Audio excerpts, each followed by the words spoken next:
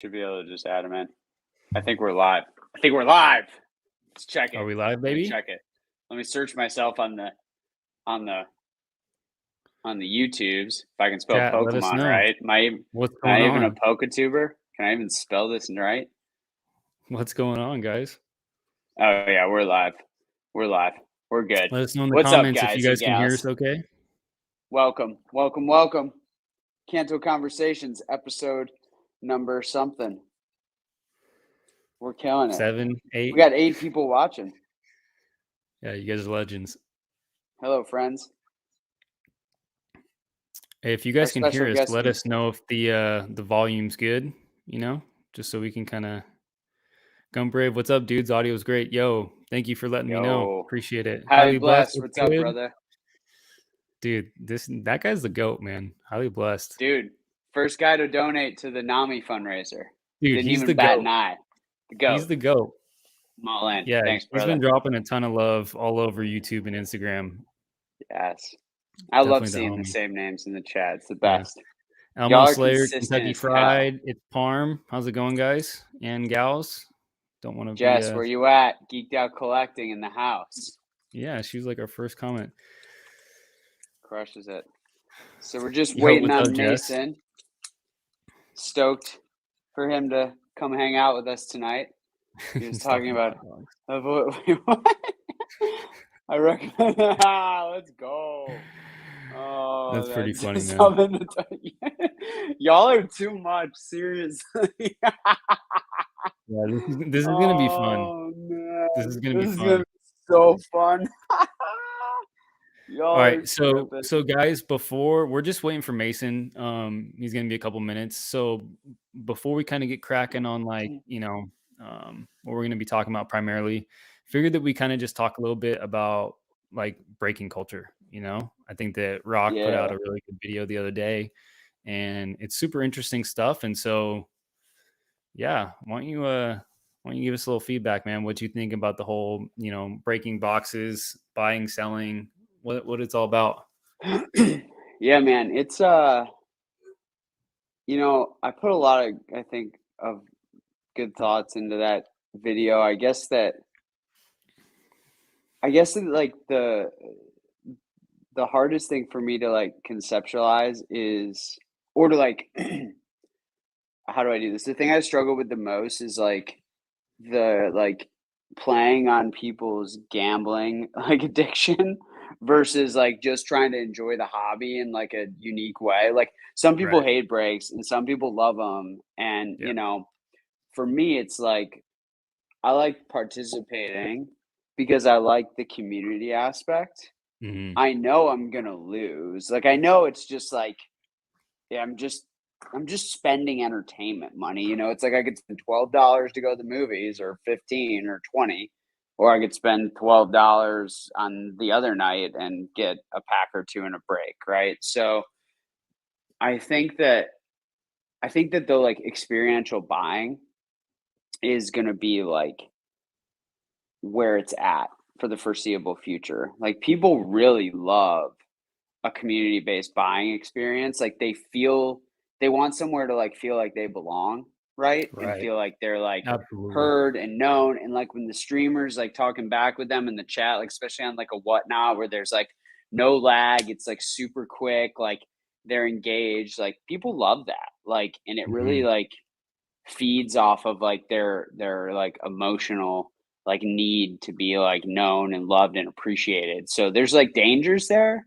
But I love seeing like in the chats of stuff, like people like getting along with each other, or like, I don't know, like just being good to each other, and I've had that experience so far, which is cool, but there's certainly like a lot of dark sides to it. So we just got to like be careful. Oh, we're getting MetaZoo questions already. I love that. Kentucky Fried Charizard. We'll touch on that. We're going to talk about some MetaZoo. I'm going to ask Mason about MetaZoo. I like Nightfall. I like it a lot. I don't like Cryptid Nation. I thought it was dog crap. But MetaZoo, Nightfall's sweet. I didn't pick up the NFTs because there's like a million other NFTs I would rather own before that, and the gas fees are just ridiculous. So I'd rather just buy more ETH than the ETH I already have accumulated over the past several years, you know. So Mason is a Sith Lord. Y'all are too much. Y'all are too much. This is gonna be good. So the community aspect of breaking, definitely. I don't know why I keep forgetting we can like do this. Like I can show like Jess's comment here. The community aspect of breaking definitely attract the homebodies like myself. That's a fact.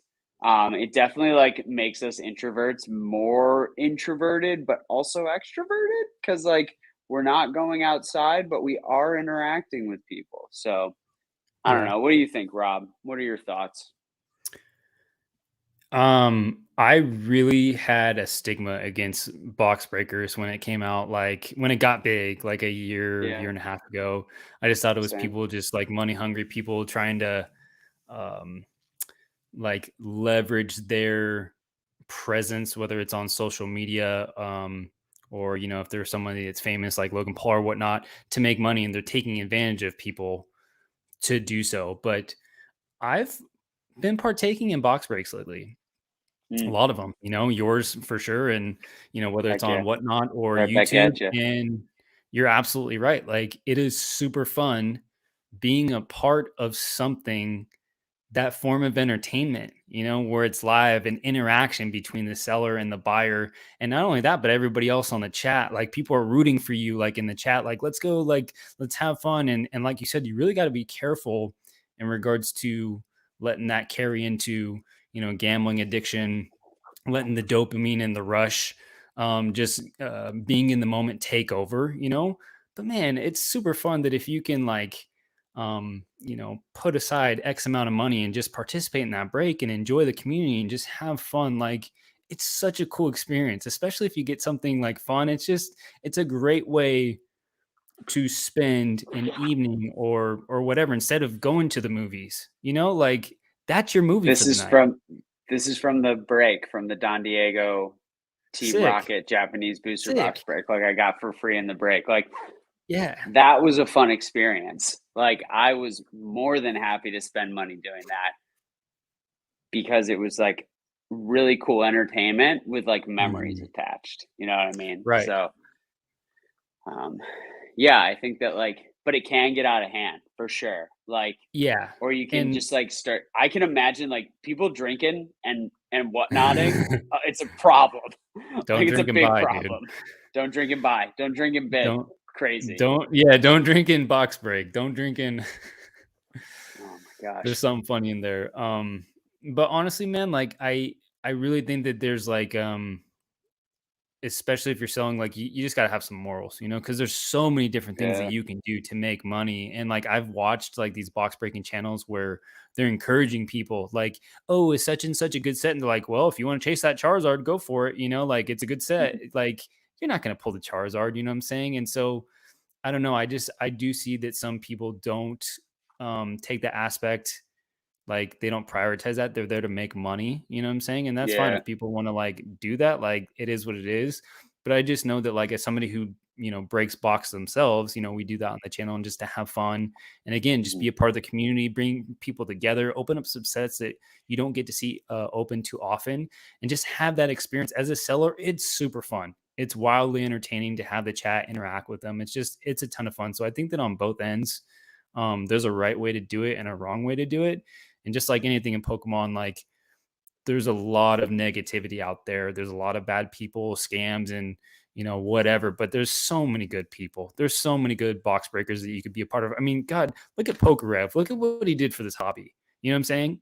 Like, he absolutely changed the game forever, and like the level of entertainment he brings, how many people like that you see in the chats are coming together and just enjoying the cards. Like, he's done so much for this hobby. And I don't know, man, I'm definitely a fan of breaking culture now.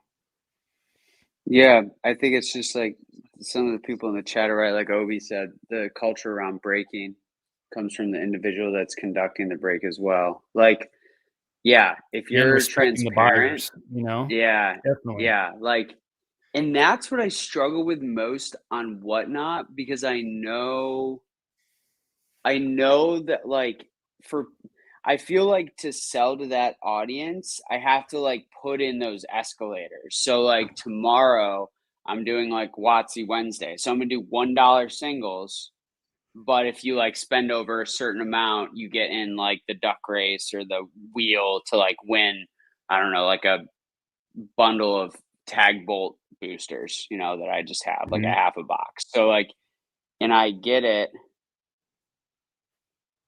Oh, are you commenting as me? And you gotta switch it to see where it says Oh, all. Comment as you. I was like, did someone hack me? But oh, Mason's in here. All right, should we let Mason in? I guess. All right, fine. What's up? Guys, I am so sorry. I feel Oh, terrible. it's Yo, fine. that's I- okay. Let me see if We're I just can. chopping it up. That is not how I typically roll, so I apologize. No, no worries, man. How are you? Good, guys. Well, what's up? How you guys doing? Trying to Good. figure out Rob's the just layout. I playing with think we're gonna do StreamYard. that. No, it's We've fine. never StreamYarded before on our end, so Yeah. only Oh, okay. participated. So Cool. we're rocking and rolling with it. But appreciate you coming on. We got. God, I'm just like rushed over here, so I'm trying to make sure I get the light a little Oh better yeah, here. take your time, man. There we It's go. all good. Okay, there we go. Hello. We Hi. got a bunch of fun folks in the chat. Oh, always. Yeah. There we go. Jess from Geeked Out Collecting, Obi Yeah. Bong. She's Kentucky next on Fried. my list of people to talk to. Oh heck So- yeah, she's the best. She's the best. I've been on there a few times. So I think yeah, I'm just we're gonna really stoked change. to have I'm you just on. gonna change the background. I tried to mess with it and look it up so that our little icons can fit and stuff like that. But I was misled with some information, so we're just gonna go with the basic background. Hey, it's all right. It's fine. Mace, what's up, man? How's it going? No, hey, I appreciate you guys having me on and hanging out with me. I feel like I'm included in the cool kids now. It feels nice.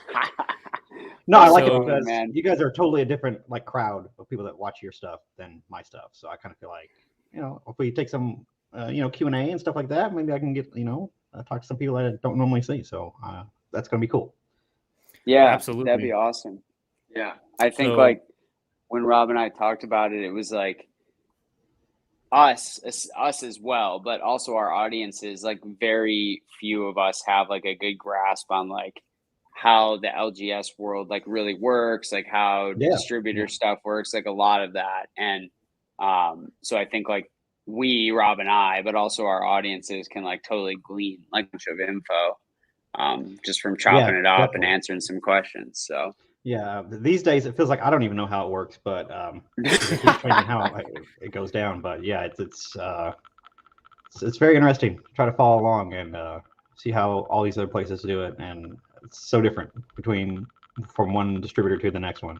It's a lot to keep up with sometimes. So absolutely. yeah, if anybody has questions or anything, happy to answer it. That's why I'm here, and hang out and have a good time. So Awesome. heck yeah. So I really want to just like dive right in. There's a do it. Yeah, ton let's of go. a lot of good stuff. So technically I'm, Connor and I are co-hosts. So technically I'm hosting this week, but Connor obviously invited you, had some, talks with you beforehand, and he's going to kind of lay out to everybody like what's on the docket for today. We just want to thank everybody for joining us for the first live stream. Like this is super exciting. What better way to do it with, having Cardinal Gaming on? Like this is Oh, all super right. exciting. Okay. So Con, why don't you tell us what's going on today, man? Sure. Yeah, man. So I just thought it'd be cool to, chop it up with Mason, get some Q&A from the chat, but also, hear some of his background, talk about, kind of what kind of this like just like crazy up and down of the past couple of years has been like, kind of compared to maybe like 4 or so years ago when you started the store, Sure. Yeah. and then where you see things progressing, what you want to see out of the TCG, what your goals are for your store and your career and stuff. From my side, I love like the business aspect of it. So I would love to know more about just like how you run, your day to day and what that looks like, what your team looks like. I do want to talk about MetaZoo at some point for sure. Okay. Sure.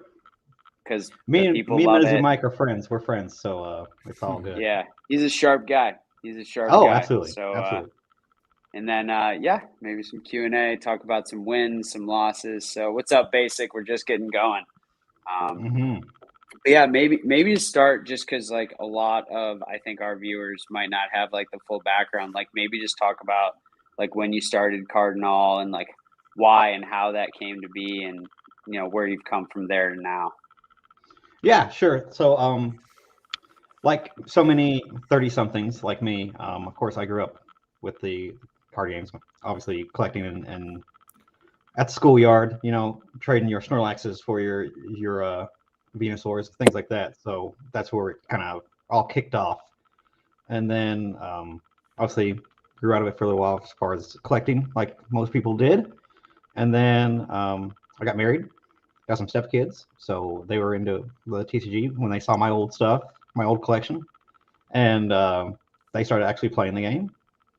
So of course we went out and bought. This is like this was what's that? Boundaries Crossed era, black and white kind of mid-range. Mm-hmm. So bought boxes of stuff, and had like awesome decks. We actually went up to they used to do a national Pokemon tournament for the United States, and it used to be in Indianapolis, and we're right here in Kentucky, just like an hour and a half drive. So went up there and did that. That was pretty cool.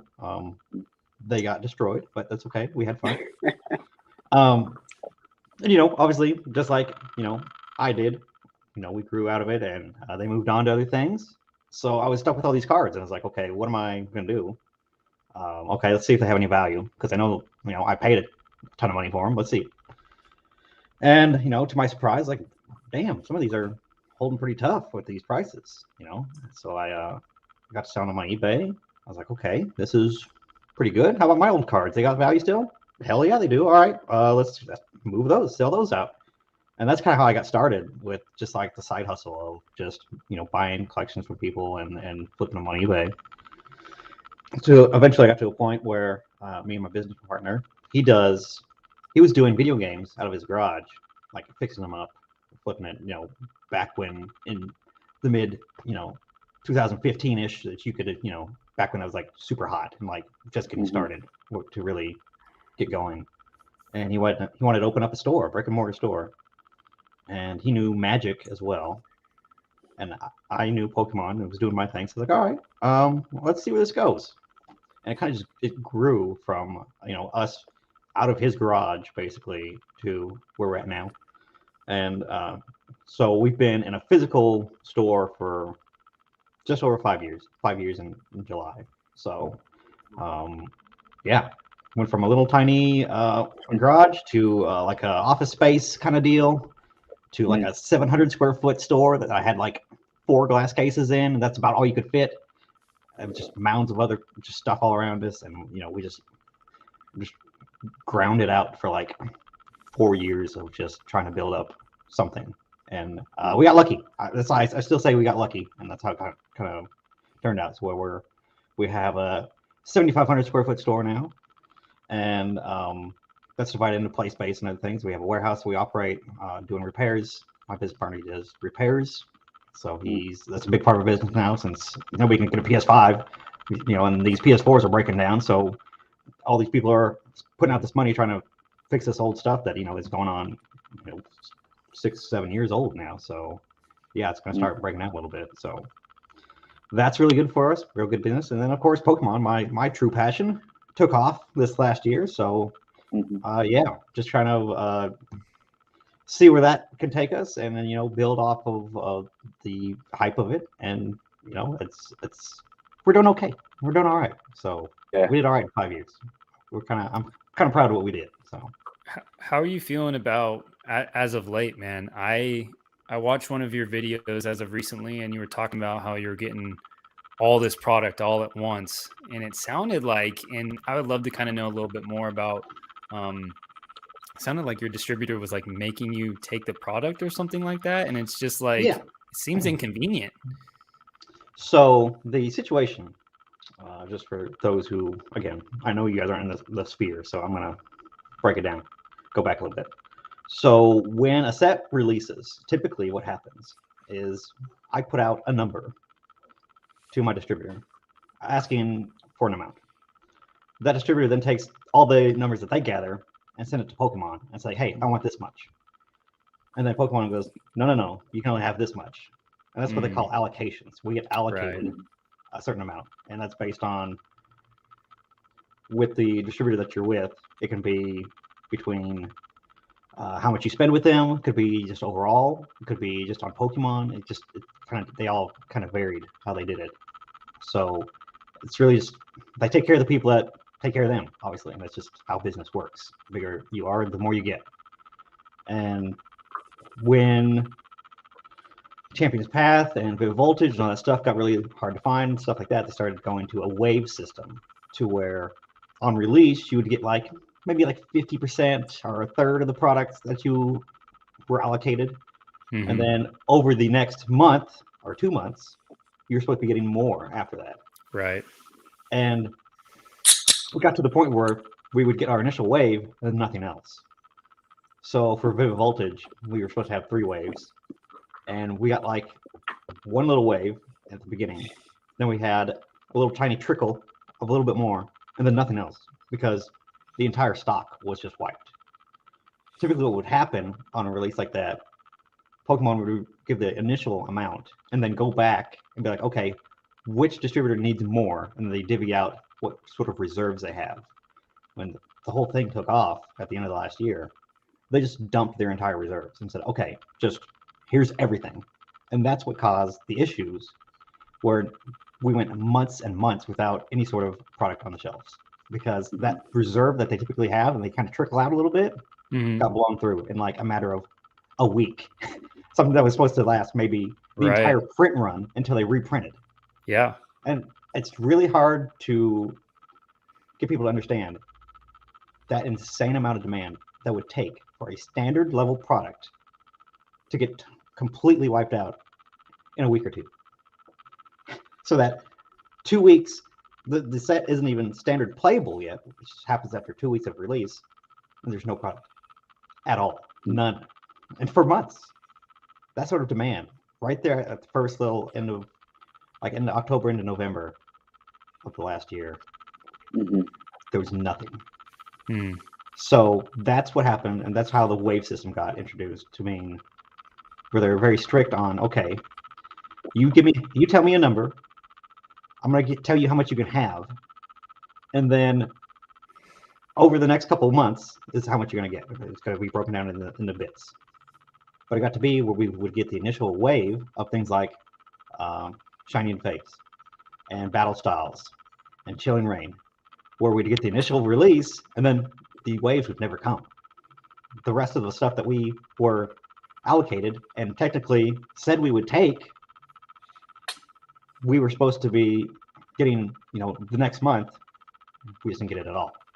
Sounds super frustrating, man. So what happened was Pokemon was keeping all that product that they had been printing at their own warehouses so they could fill up the boxes for Celebrations, because Celebrations has all those Vivid Voltage and all those other packs like that.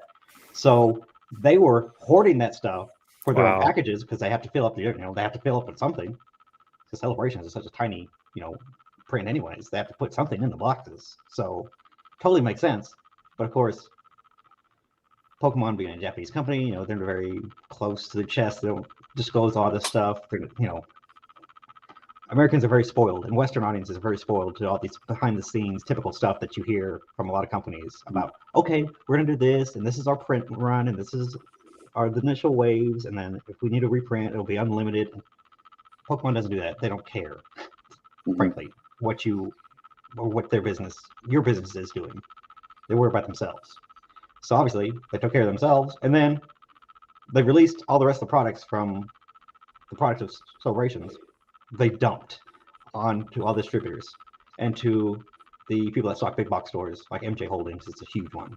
They're actually the biggest distributor is MJ Holdings that stocks the Walmarts and Targets and all these other stores.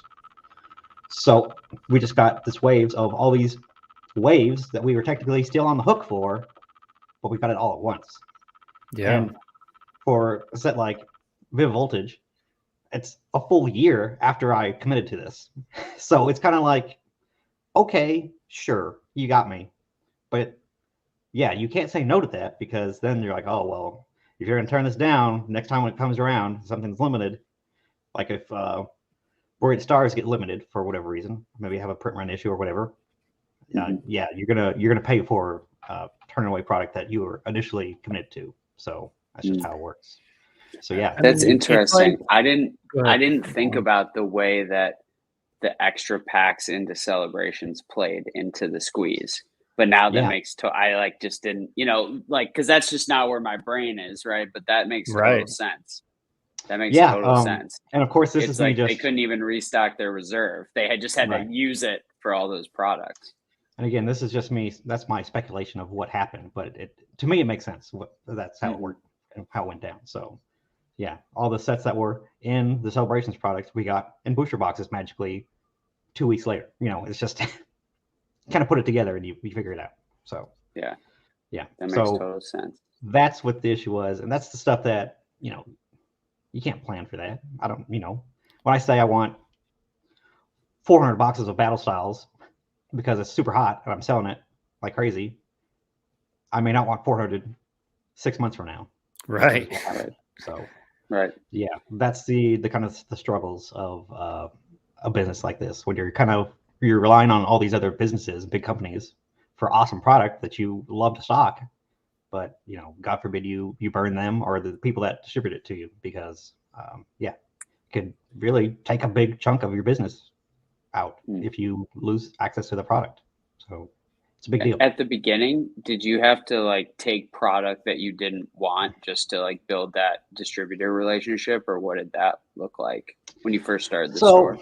I mean, people say, oh, you got to take all this other crap so you can get the good stuff, which is sure technically true. You can be a little smarter about how you divvy up, and if you're with multiple distributors, if you buy from multiple distributors, and they'll have like a baseline where you can be at. So if you put all those 4 little accounts together, it makes like one big account if you were buying from just one person. I kind of like to spread put my eggs in a couple of baskets, and then I still have my main one. But if I can buy from these guys every once in a while, if I need to, obviously that helps when something that is super limited, like the Marnie Premium Collection boxes. I was able to get some of those from those guys that I typically don't buy from, but because I had a relationship with them already, and I do buy other things through them, that they threw a couple my way, which is that's awesome. That's how it works. So yeah, it's a tricky thing to try to balance and try to figure out.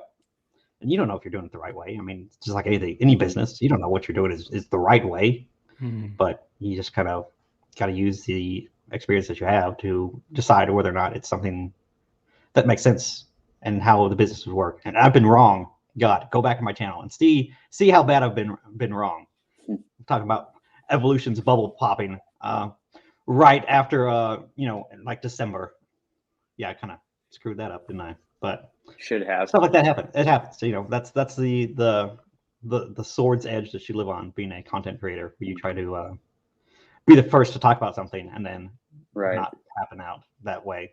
It's just so what would you expect to happen first? Do you think that like or businesses like yourself and other LGSs are going to start really overshooting, asking for too much allocation and getting stuck with that product? Or do you think on the other side that Pokemon's going to overshoot on print and demand's going to fall? Like, how do you think that's going to play out let's call it over the next 5 years? It's not a long time. But. Well, what you first said used to be how it was. You would throw out some ridiculous number, some crazy number, like I want 1,000 boxes, only expecting to get like 300, based on your sales history and the amount that you typically take. So yeah, when it was hot and things were going crazy, like in February, March of this year, I'll take as many as you want to throw me, as much as you want. I'll buy it all if you'll just give it to me. Yep. So yeah, you would throw out these ridiculous numbers because you knew the product wasn't going to be there anyways. So, but just in the off chance you'll get some more than the guy that asked for 200, you actually get 200 because you asked for 1,000. So I mean, it's like you have to play the game, yeah, like if it that's is. what's going on at the time. And it's almost like if you like order food, you get like appetizers, like a main dish and then dessert, and then they decide to like give you a fifth of your appetizers. And then the next day when you just have eaten and you're full and they're like, here's the rest of your food and you got to eat it all right now. And it's like, but I don't want it. Right. I'm Yeah. not hungry right now. It's kind of like it seems really inefficient, Yeah. like how So they're doing things. I mean, the hobby store and distribution industry is very archaic. A lot of people are stuck in these old ways. You should see some of these websites they have to buy from. Just they're like Oh, like built like from way back in the day, like early 2000s ish. I go Of on these like Hill's websites. website and it's hilarious. Yeah. It's just like you're buying basically off like an Excel spreadsheet sometimes, and it's just like Wow. what am I looking at here?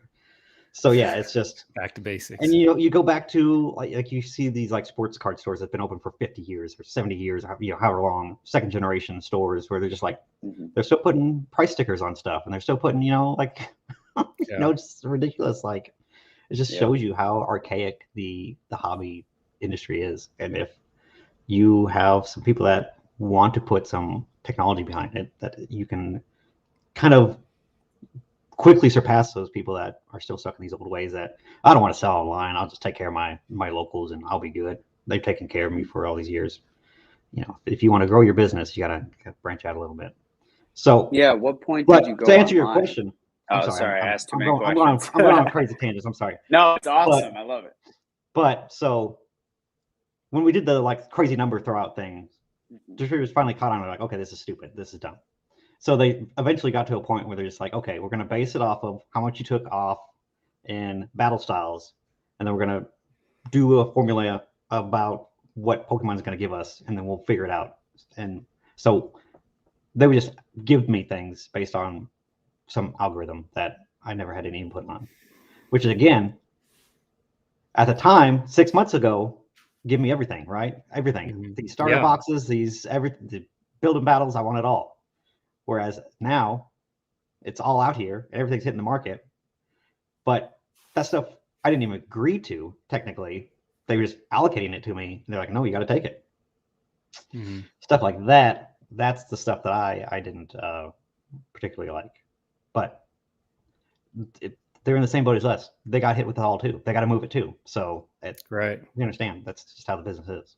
So yeah, I was watching Rudy, what was it, like yesterday's video or something like that, and he was talking about how all these pop-up shops that were trying to do this stuff and that they could a year ago buying this product and flip and whatnot, and now these guys just like him that are getting pallets of this stuff that are getting all this excess product can sit on it, and like that's fine because he'll make money off of it in the long run, like because he can sit on it, he has the capital to do that. But these guys that came into the game thought that they can make some quick money and are finding out like they're getting the market is getting flooded with product, and they're just like they're taking losses on their stuff because they have all this stuff at hand. Like yeah, sure.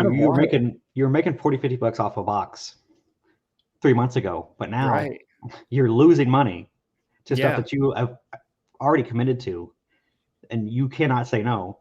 Right. It's you're and the video that you were referencing, Connor, was one that I always get flack about a lot of things because heaven forbid you sell something to somebody that they love and you make money off of it. But the point of that video is not that, oh, woe is me, I have too much Pokemon product. I don't care. I'll put it in my warehouse and sit on it for 2 years because I don't care. Like I'm good for it, and you have the means. I'm doing okay. Yeah, it's those little stores, those little pop-up guys, right, that are only getting a case here and there. Those are the guys that are getting screwed right now. Those are the guys that thought they were going to have a very successful long-term business. People that were doing pack breaks and live streams of all that stuff, and that market is completely the bottom completely fell out. These people that were pulling hundreds of views, they don't have 10, 15, 20 people viewing their stuff now. It's just they expected this to last longer than it did because Pokemon, of course, gave these vague statements of like, well, we're getting as much as we can out there, and we'll catch up eventually. Well, I think it was a lot sooner and a lot more abruptly than obviously anybody knew. So yeah, it's those guys. Like, it's not woe is me, the guy that's been a brick and mortar for 5 years. It's woe is those dudes that just opened up a store, just signed a lease, just starting to start out and get some product. Those guys that probably had to buy it off the secondary market from people like me, even to stock their own shelves. Yeah, those are the guys try to squeeze blood out of a rock. So Exactly. I'll say two things. One is like, people don't realize, like, back to your other comment, where like you're having to like sell like loss leaders basically because you have to take stuff from your distributor. That's why LGSs have to sell other certain high demand products at a wider margin to make up for. And it's like, it's just capitalism. Like, it's just business. Like, it just is what it is. If people are going to buy it, so be it. Like, you know, I think we talk a lot about like the discrepancy between distributor pricing, MSRP, and then what, you know, my local Millennium might, you know, my LGS might sell it for. And people don't realize that, like, if a dad just needs a Christmas gift for his kid, and there's the difference between it being $100 at MSRP and the LGS selling it for $150, he's gonna spend the extra $50 just to get the one item. And that's just like how it works. Like, that's just business. And so people don't like, I don't know, they don't understand how margins work. They don't understand like your P&L. Like, people just like jump at whatever they can. It's very black and white. That, and I don't have to be the lowest price in existence at all times to run my business. You know, it's just, that's not, you guys know who Danny Phantom is? Danny O. Yeah. You watch his stuff. Yeah, great guy. Super knowledgeable. I love him. I talk to him fairly often just because, you know, we do basically the same thing. He just does it online only. I have a brick and mortar.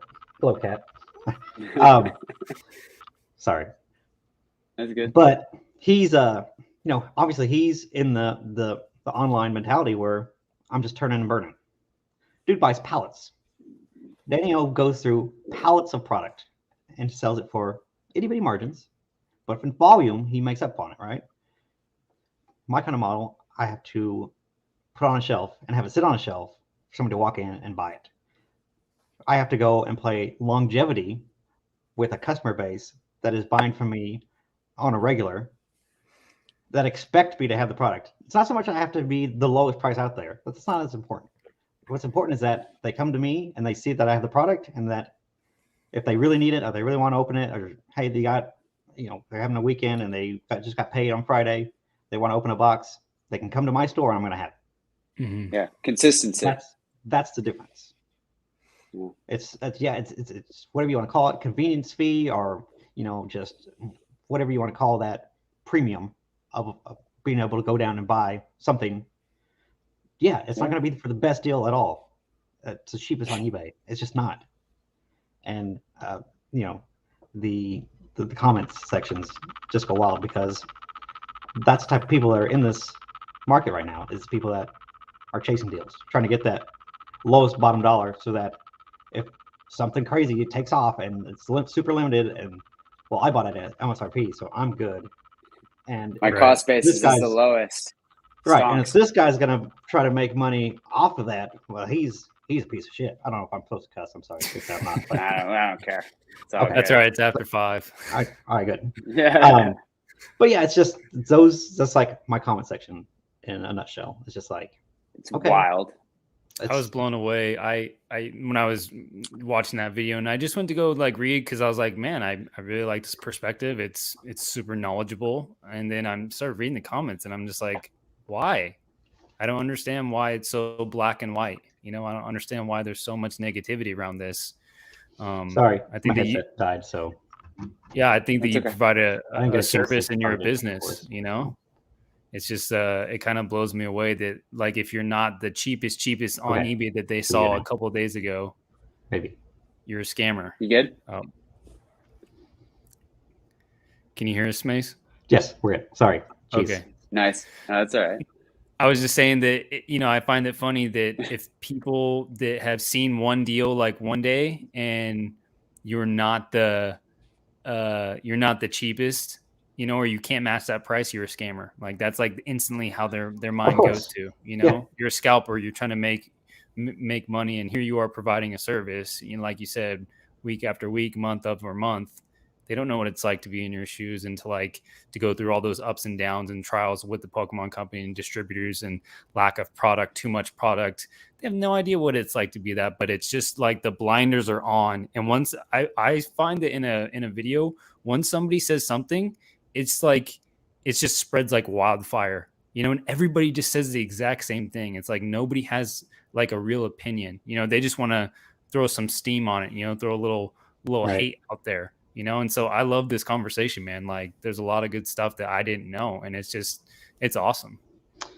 Yeah, I mean, people think that, I'm just hand over fist making money, and it's always been this way. And it's just like, guys, booster boxes were what, $100? I pay $83 for a box for my distributor. Mm-hmm. What? I got credit card fees of $100 purchase, even at 3%. That's a lot of money. That's not nothing. Mm-hmm. Multiple times over.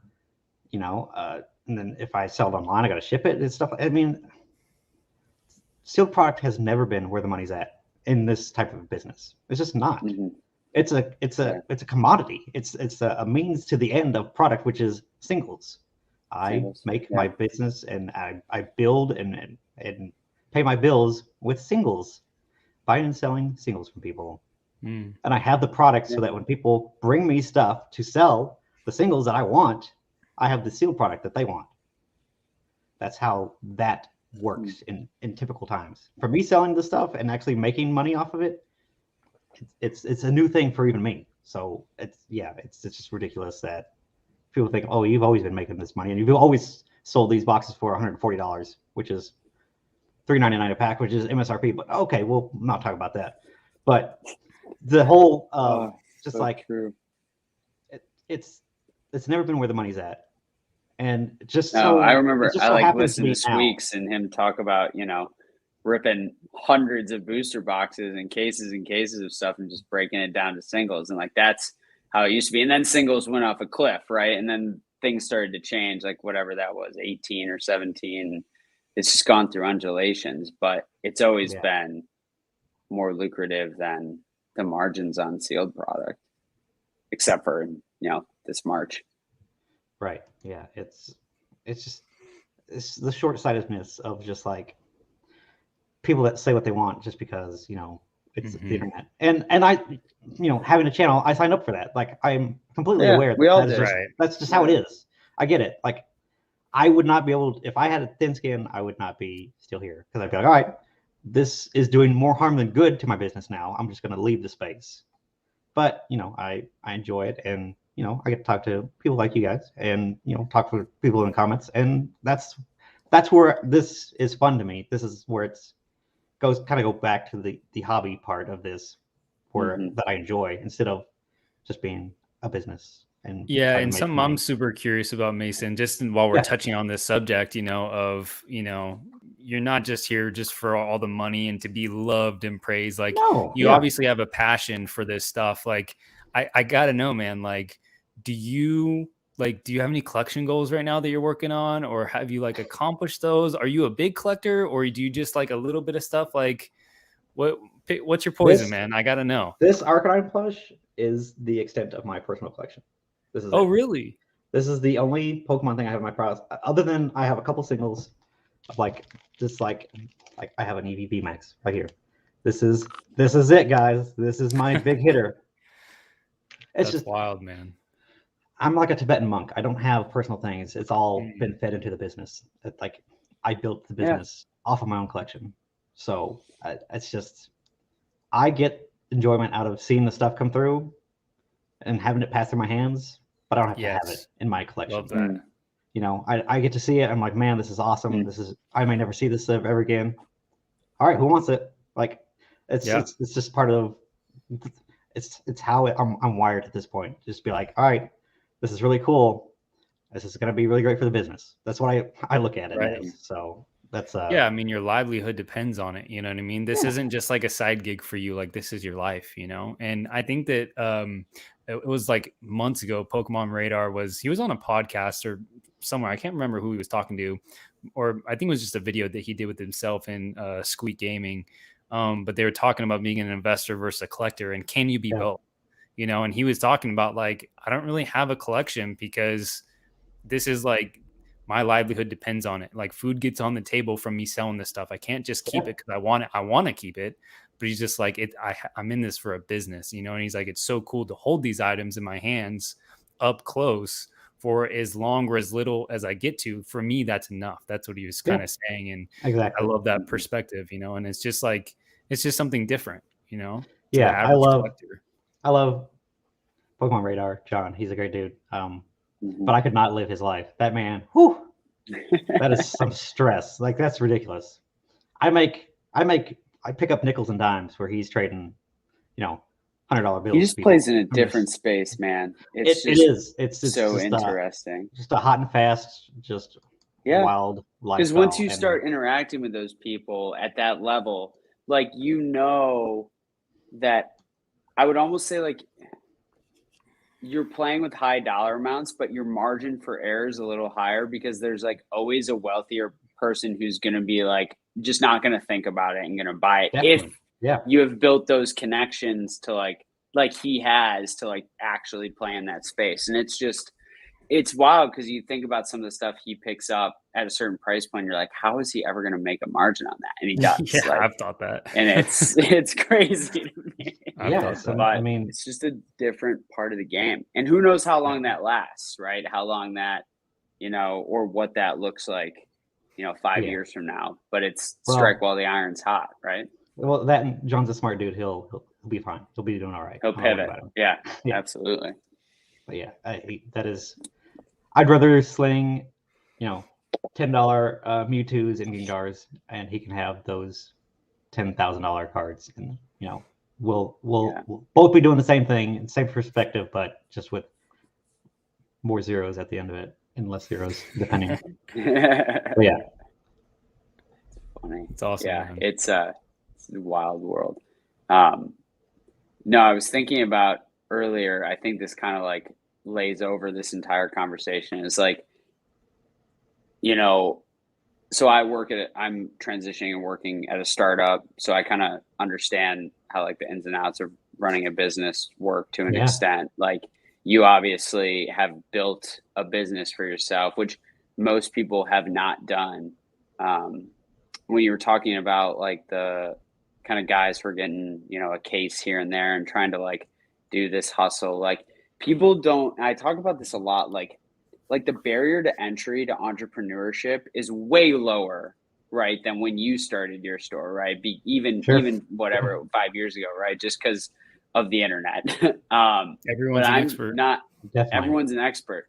But I think there's less people who are qualified to actually be entrepreneurs than there were 5 years ago. And it's a little scary to me because I see people who don't understand that it actually takes a true skill set and a team to actually like build a business effectively. And they think like it's like easy and they can just like do it overnight. And I think to your point, like a lot of people are already getting left holding the bag, which is sad for them, but it's just gonna, it's kind of gonna like create reconsolidation back to where it was, a couple years, like pre-boom, right? As far as like I mean, how the model works.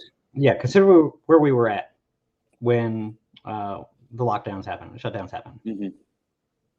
They estimate that nearly a third of all local game stores went out of business because you can't hold events, you can't do, you can't have people walk into your store, can't impulse buy products. We probably went from 3,000 stores here in the States to maybe 2,000-ish, and that sort of condition also primed the boom as well for all these guys that wanted to come up and pick up the slack and fill those voids from all these stores that had to close. That's something that is also not really talked about and kind of ignored, is that you had a huge boom in a space that had lost a third of the actors in it.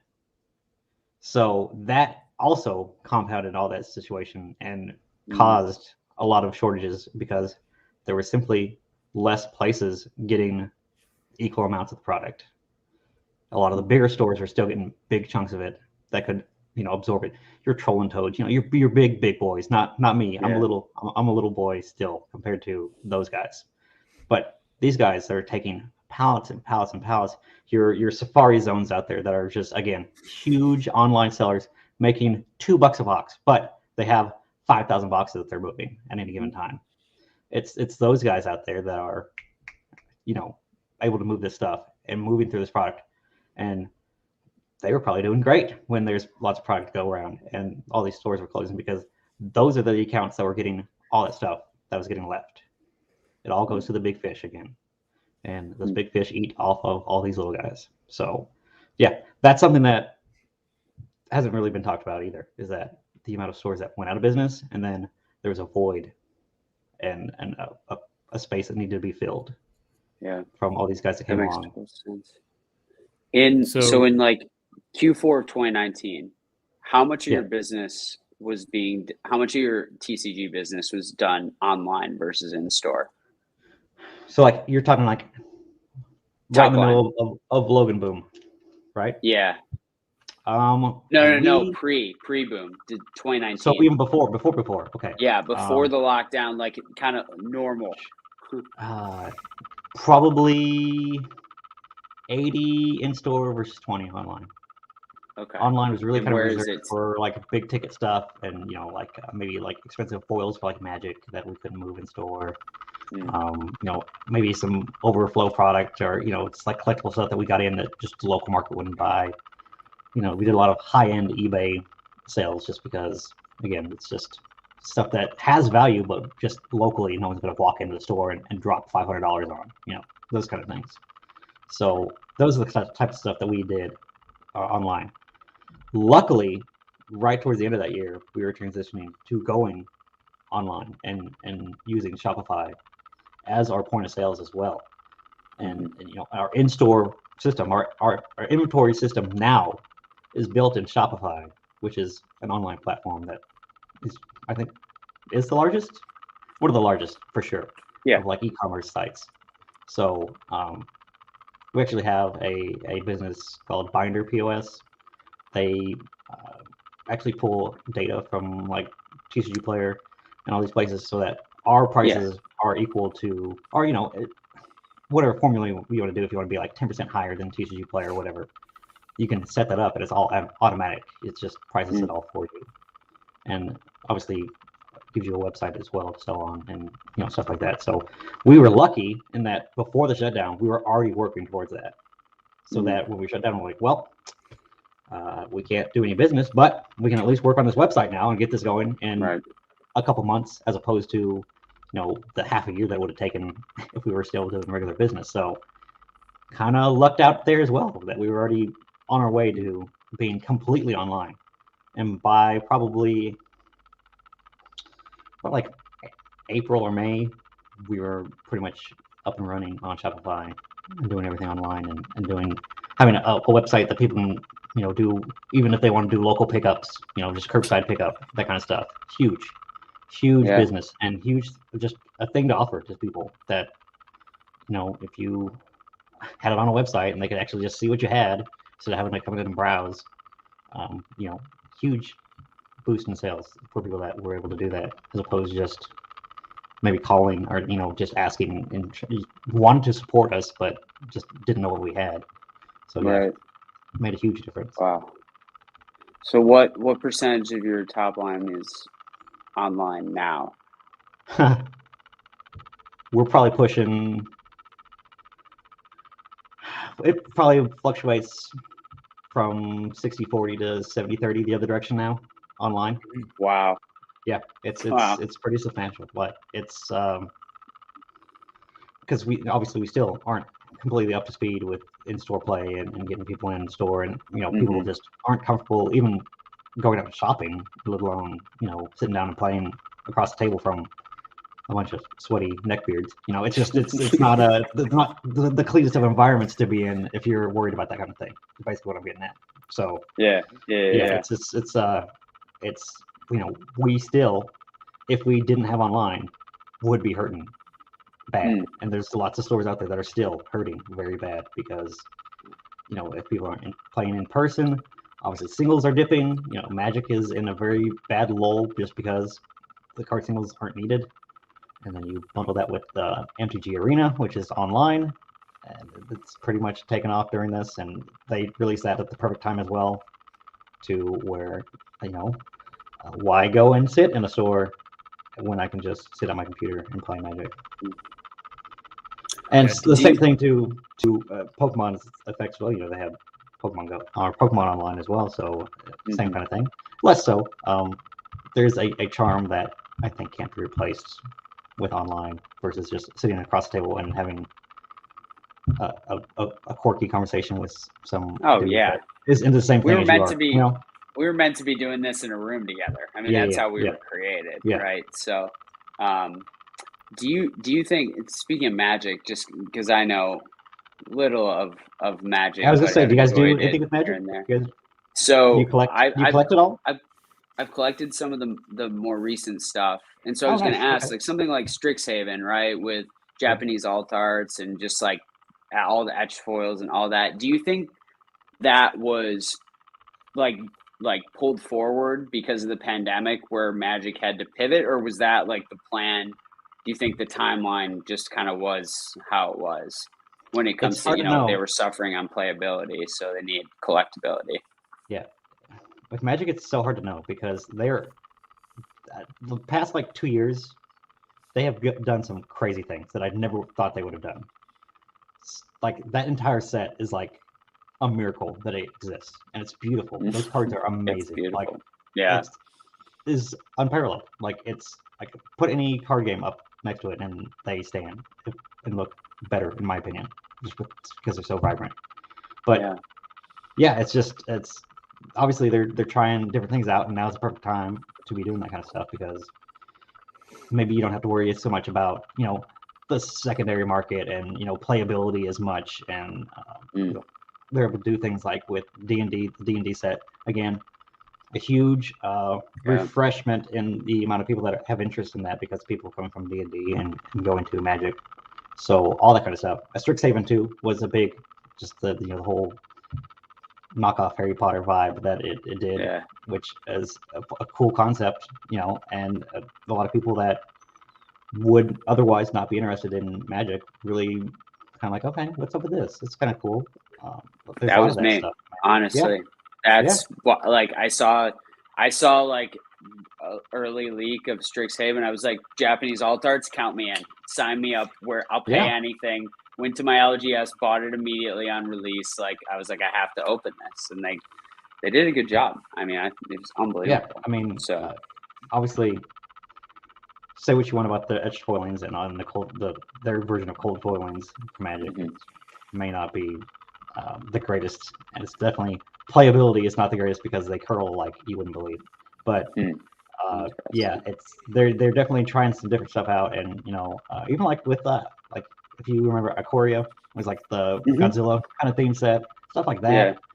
And you can hear this new Innistrad set. They had like a monster movie theme, so it was like obviously vampire and werewolves like Innistrad always was, but they definitely leaned into the like horror movie, like classic kind of a feel and vibe for that kind of stuff. So they're trying out a lot of different things and just seeing what takes and what doesn't, and they're clearly not scared to change things up and do something a little wacky and off the wall.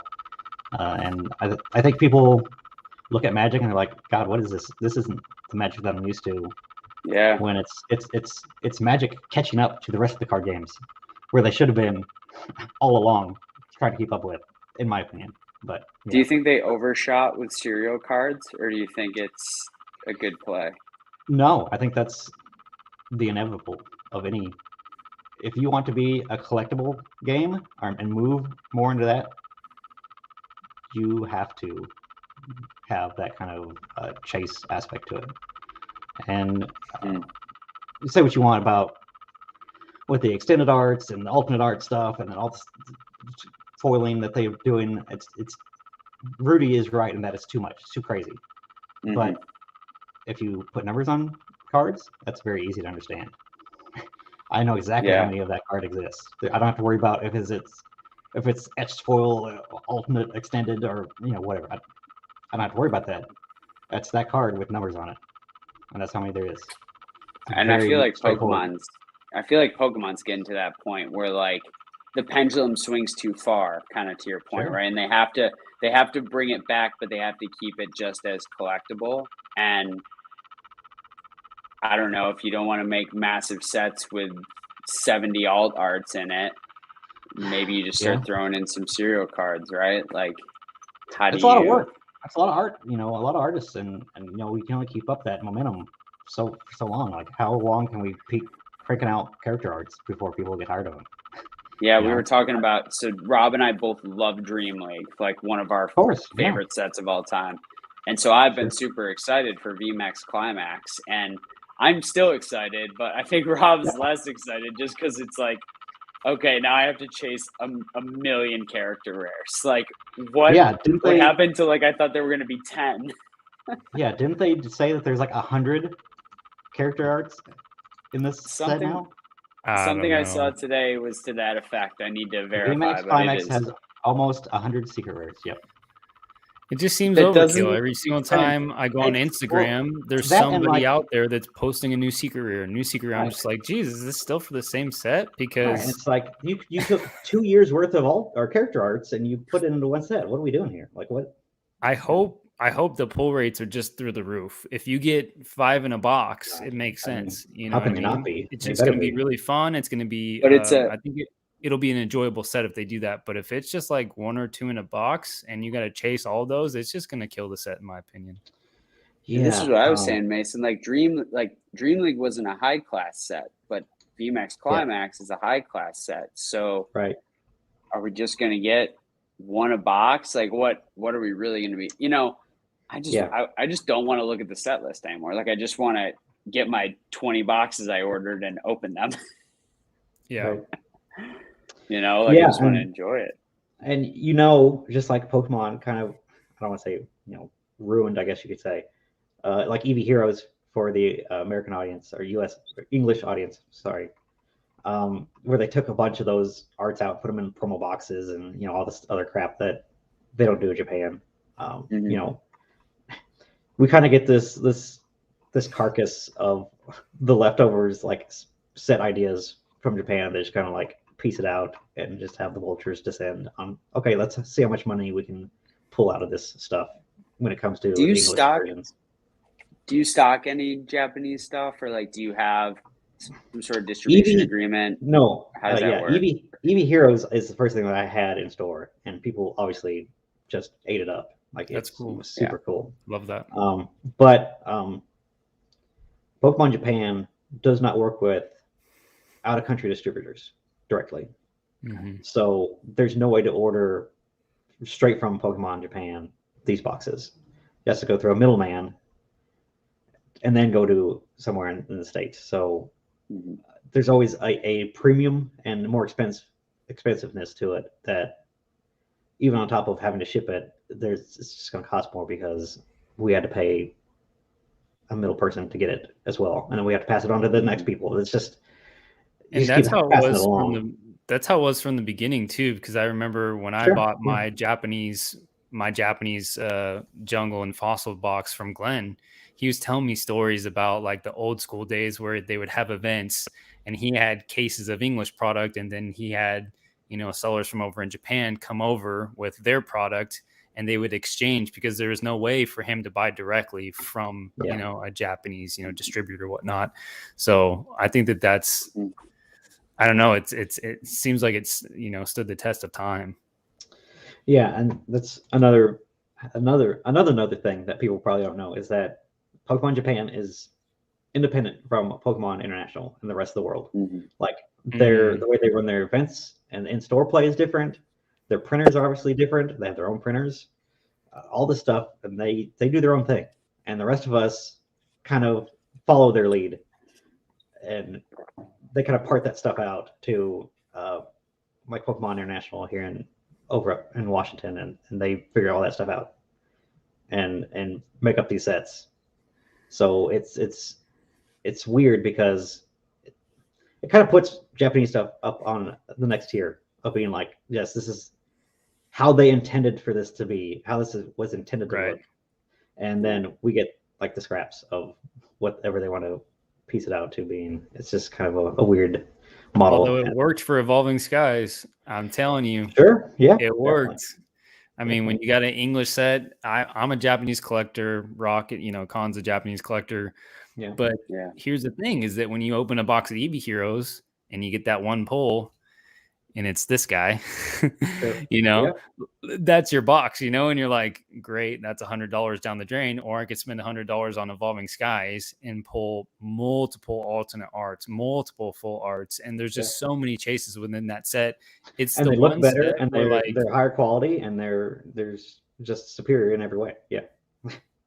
I mean, it's like the one set where it's like the identity makes no sense at all. You know what I mean? Yeah. But it's just like there's just so many chase cards in there. Like you just get so much more bang for your buck. I'm sure both of you follow SM Pratt. Mm-hmm. Yeah, and I'm sure you've probably heard him talk about like the Japanese to English conversions. How Japanese gets the 5-course meals and we get the reheated Applebee's versions of sets. Yeah. Yes. It's the classic line. It is so true. And Evolving Skies was definitely the like truth behind all that stuff. Yeah. Well, it's true, but obviously Evolving Skies could have been super insane if we had all the same stuff they had. That's true. EV Heroes. So yeah. That's true. Yeah. I just prefer Japanese. It's just me. I mean, but I'm getting to the point where I prefer Japanese stuff. Like, yeah. Especially if you can get it at a good price, which I can. Yeah, I'm just throwing out names now. You guys follow Neon Cactus? Loosely. I see some of his stuff pop up. He's normally like a super, like he gets stuff super early, opens it super early. Always. And he had the comparison shots between the Rayquaza VMAX and the Japanese version versus the English version, and it's like night and day. Oh like, yeah, the luster, the shine on the Japanese. We won't even talk about the 25th anniversary promos. We don't have to do that. I mean, Japanese reigns supreme. Absolutely, 100%. Yeah, it's crazy. The aesthetics of the card are just there, Yeah, definitely. Yeah. I've just grown tired of chasing after English product. It's just not as I mean, it's just anymore. That's like the babe of like right now. That's what everybody's feeling. It's just like, okay, I'm tired of it. And now that I can get it whenever I want, it's kind of like a sigh of relief, but also just like, what's the hurry now? Yeah. It's kind of a bittersweet kind of thing where we can just, I'm not used to this. I can go and do whatever I want. Whenever I want to open something, I can go get it now. And it's reasonably priced normally, mostly. Yeah, mostly. Yeah. Do you ever see yourself transferring to online only just because of like keeping a store open is not like the benefits, the pros don't outweigh the cons, like the overhead is too much. Like, do you ever like kind of see yourself going down that road, or I don't know if that's too personal a question to ask. No, you can ask me whatever you want. What kind of underwear I'm wearing, I don't care. If I was a card only store, definitely. I'd have like an office space for maybe if somebody wanted to locally bring me some stuff to sell, I'd do something like that. And I wouldn't have a physical store if I was doing just card singles or just cards in general. And I think the physical store for a business like that is slowly dying. And with the exception of this last year, if you just were a card store, you couldn't make ends meet. It's not possible. If you want to have any sort of large space and not do anything else, like we do video games, board games, tabletop games like D&D, Games Workshop stuff like Warhammer 40K, all that stuff helps run my business so that when something sucks, I can rely on something else. Like if Pokemon took a downturn this next 6 months, you better damn well know I'm going to be leaning into video games or something else to make up the difference. Right. And that type of versatility, that type of agility that a small business has is super beneficial when you have multiple legs that you can stand on. Just these one-trick pony shops that just have, even if you did all the card games, I still don't think it'd be enough to survive just in any sort of large scale to even where you just have maybe you and some part-time employees. I just don't see how anybody can do it. Online's too competitive. Or it's too cheap. Or there's no, people are loyal to a point to where they're just like, okay, I'm going to go online because I can buy this for $20 cheaper. I get it. I understand. It's if it was me, I'd be doing the same thing. You know, it's just logic. So it's tough. It's tough to, if you only did like competitive card games, that it'd be rough. Like I would not want to be in that position, especially going forward now in the next 6 months. Like I said, it's gonna be rough. Yeah, especially the landscape's gonna be weird. Especially if COVID takes off again and all this again, it's gonna be bad. If you're just doing cards. But So here's a question that kind of made me think of this, like, and call this very naive. Like, I sell bulk to my LGS, right? Sure. Like bulk, like just, commons, uncommons. What exactly do you do with all that bulk as an LGS? Oh my gosh, that's the best question in the world. I've been dying to ask that question and it hasn't come into my brain. Thank you, Colin. So how much do they pay you on the bulk? Do you remember? It's anywhere from like 1 to 5 cents a card, depending if it's like a rare or reverse rare or just a regular common. It's whatever, X number per 1,000 cards. I could look it up, but it's about 1 to 3 cents or whatever. Yeah, so that's basically what we do. We do of trade-in value. Yeah. Obviously, cash. I don't want to give you cash. I don't want you to leave my store with money. That's the whole goal when you bring something to me. So I'm going to incentivize you to use store credit to buy my sealed product. Remember the stuff I don't make money on, but I do if people trade stuff in. Then the margins are great because it's like I paid half on it. Anyways, again, that's stuff that I talk about on my channel. But love the transparency, man. I love it. Yeah, I mean, it's not like it's not haha, I got you. It's like, this is how business works. This is how transactions work. This is not me taking advantage of you. This is just how it's always been done.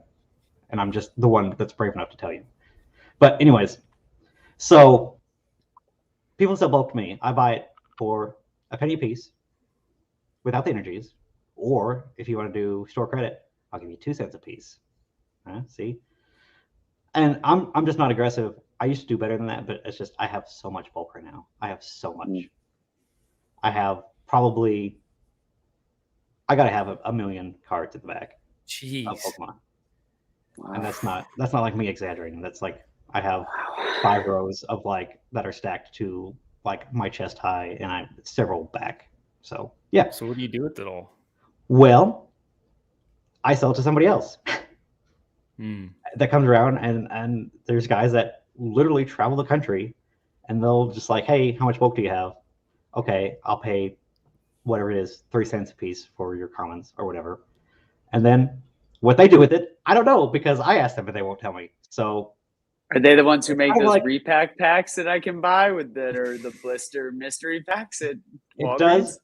Exactly. It does eventually get to MJ Holdings again. The guys that buy all the sealed stuff, they also get the loose singles that they eventually pay those guys when they buy it in huge amounts from them at a certain rate. So it does eventually end up back into MJ Holding and those guys. But yeah, how many steps it takes in between there, from you opening the pack to me, to him, and then onto them, it's and of course it may be only half a cent different, or a penny a difference, but obviously that multiplied by several million makes it worth it. So I mean, it's just arbitrage. Right, that's the grand bulk scheme where it's just making the everybody's just trying to just squeak out just a little bit, and then pass it along. The volume, absolutely. At any given time, I can call that dude and he'll come get it. He will drive from wherever he's at and come get it for my amount. It's wild. It's just like, when you think about it. If I'm hurting, I can always just call that dude and get a quick, like, I don't know what, 30 grand, 40 grand. I don't know however much I have. It's just so you sit on like a hoarder and for like a rainy day fund.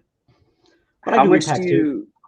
you? Okay, I do repack. I'll do like a 1,000 card lot that I throw a bunch of coins and then some rares and hollows and stuff in, and I'll sell it for 15, 20, however much it is. I don't know, but yeah, I do stuff like that too. Is that all hand sorted?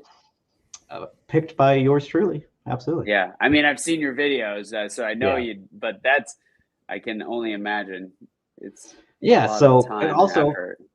Yeah, and also like there's stuff in that bulk that may have some value as well. That's more than just true bulk. Like there's Right. playable stuff that people want for decks and stuff that may be $1 or $2 a piece for whatever particular card. You go through and you pick all that stuff out. So you make a little bit there, and then either I sell off the rest of that stuff that's worthless to somebody else, or I do repacks with it myself.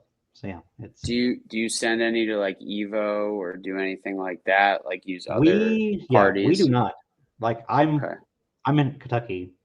Troll and Toad is also in Kentucky. Like they're like a 2-hour drive from us. So like it would be no big deal for me to load up my van and just take it over there to them. But yeah, I don't know why we don't. I mean, again, it's just like you gotta pay the storage cost, which kind of sucks. Yeah. I mean, I have my own website. I have it all here. I can do whatever I want with it whenever I want. It's not like tied down. It just doesn't make sense for me to do it, especially with the traffic that I'm getting with my channel and the support that I get from there. So yeah, it's a revenue stream that I could be missing out on. But again, it's again, as you make business decisions, you don't know if it's the right one or if it's like min-maxing the best. You just do what makes sense to you at the time. So yeah, it's a lot of what we're doing at any given time. It's a grind. A lot of people are talking about in the comments and that it's like it's a grind. You're grinding, man. Like you're doing the deal. I mean, people don't know that like the majority of your game stores out there, we're not rich people by any means, and we don't have like savings built up. The savings don't exist in this business because it's in the business. You turn it around, you buy product with it. Like that's how you keep it rolling. Like I don't have a slush fund of someone, distributors come calling for tens of thousands of dollars. Hold on, give me a minute. I got to move some stuff around. Like it takes a while to build it up. It's. Do you have like? Forgive me if this is too much. Do you have like commercial lending available, or like how do you have like that set up with your business? Like do many LGSs have that? Like how do they? Yeah, I mean, do they collateralize it against your inventory? Like what does that look like? So you definitely can do that once you're established. But if you want to open up a business like this, thanks to the housing crash and all the regulation that came along with that, you just can't get loans anymore. Like it doesn't exist. Correct. I have fantastic credit. I have like spectacular credit. I own my house. I own my cars. I have very little debt. They would not give me a loan for even $50,000. They just won't. Yeah. They want to see you on paper in a business being financially solvent and having a plan for that money. If you don't, or you don't want to go through the effort or the hoops to get it, you just grind and you use credit and you use business credit cards. That same business or the same bank will give me a business credit card for $30,000. Yes, they will. But they won't give me the make 7% on it. Exactly. Yeah. Dude, I love this conversation because I love this because it just like it goes back to that black and white mentality that. And I think that I've even, thought this too. Like you see like prices in stores and you're like, oh my gosh, these guys are just making hand over fist, and it's not that at all. Like you're out here, you're grinding, you're doing all that you can, and people just have no idea what the behind the scenes look like. They just see like what they want to see. And I just love that you came on here, man, for the 30 viewers that are watching that are getting these insights. Like, I hope that you guys take this like to heart of like how, valuable this information that this man is giving for free. Like this is huge. Like I mean, to me it totally changes my perspective. Yeah, they should stop people from trying to think. Well, that's the other thing too is how many messages I get and emails and I'm very accessible. I put my email in every description of all my videos. I try to be accessible. Hit me up in Discord. I don't care. Talk to me. If I get a chance, I will answer your question. And that's the number one question is, hey, I want to start open a business. I'm like, look, man, go back and watch my videos that say 10 of my videos say, hey, this is why this is a terrible idea. This is not in normal circumstances. Again, take out the last year. Nobody opens up a game store to make ludicrous amount of money. No. It's not a thing. And people just they don't know. Like they've only been in the hobby for 6 months or 9 months or a year or 18 months. And they weren't hanging out at their local game store in 2015. Right. And they don't understand, this isn't how. Look, I can talk for days about just the deterioration of critical thinking by people kind of in our cohort from 20 to 35, 40, but I won't go there. It's like it baffles me, honestly. It's it's hard to verbalize. And people say that we're in such a fantastic information age and everything's at our fingertips. This shit's not out there. Nobody's telling you day to day how to run your business. There's not a book or a YouTube series that can tell you, yes, that is the correct decision that you need to do. It takes, like I said, it takes a very calculated and risky decisions and a lot of luck to even get past the point where you can, again, maybe you can get going and maybe have a part-timer or something like that, but to grow to be like where we're at, and we're, again, not any big huge store by any means, but where I have 10 employees and I'm able to live, I'm doing all right. I'm not doing anything. You got crazy. A real nice Arcanine there. Look, man, that was a gift. I would never pay money for this. This is a gift. That's amazing. I saw the price tag on that. I'm like, I'm not true entrepreneur. No way. My favorite Pokemon. I can't pay that. I'm not paying $150 for him. But yeah, that was $150 plush. Yeah, look at him, dude. How about that Lucario? It's like a $400 one. The one that's a big boy. That thing's awesome. That's wild. Awesome. I could win that thing at the local fair for $5, man. No, if you can, not that quality. For 20.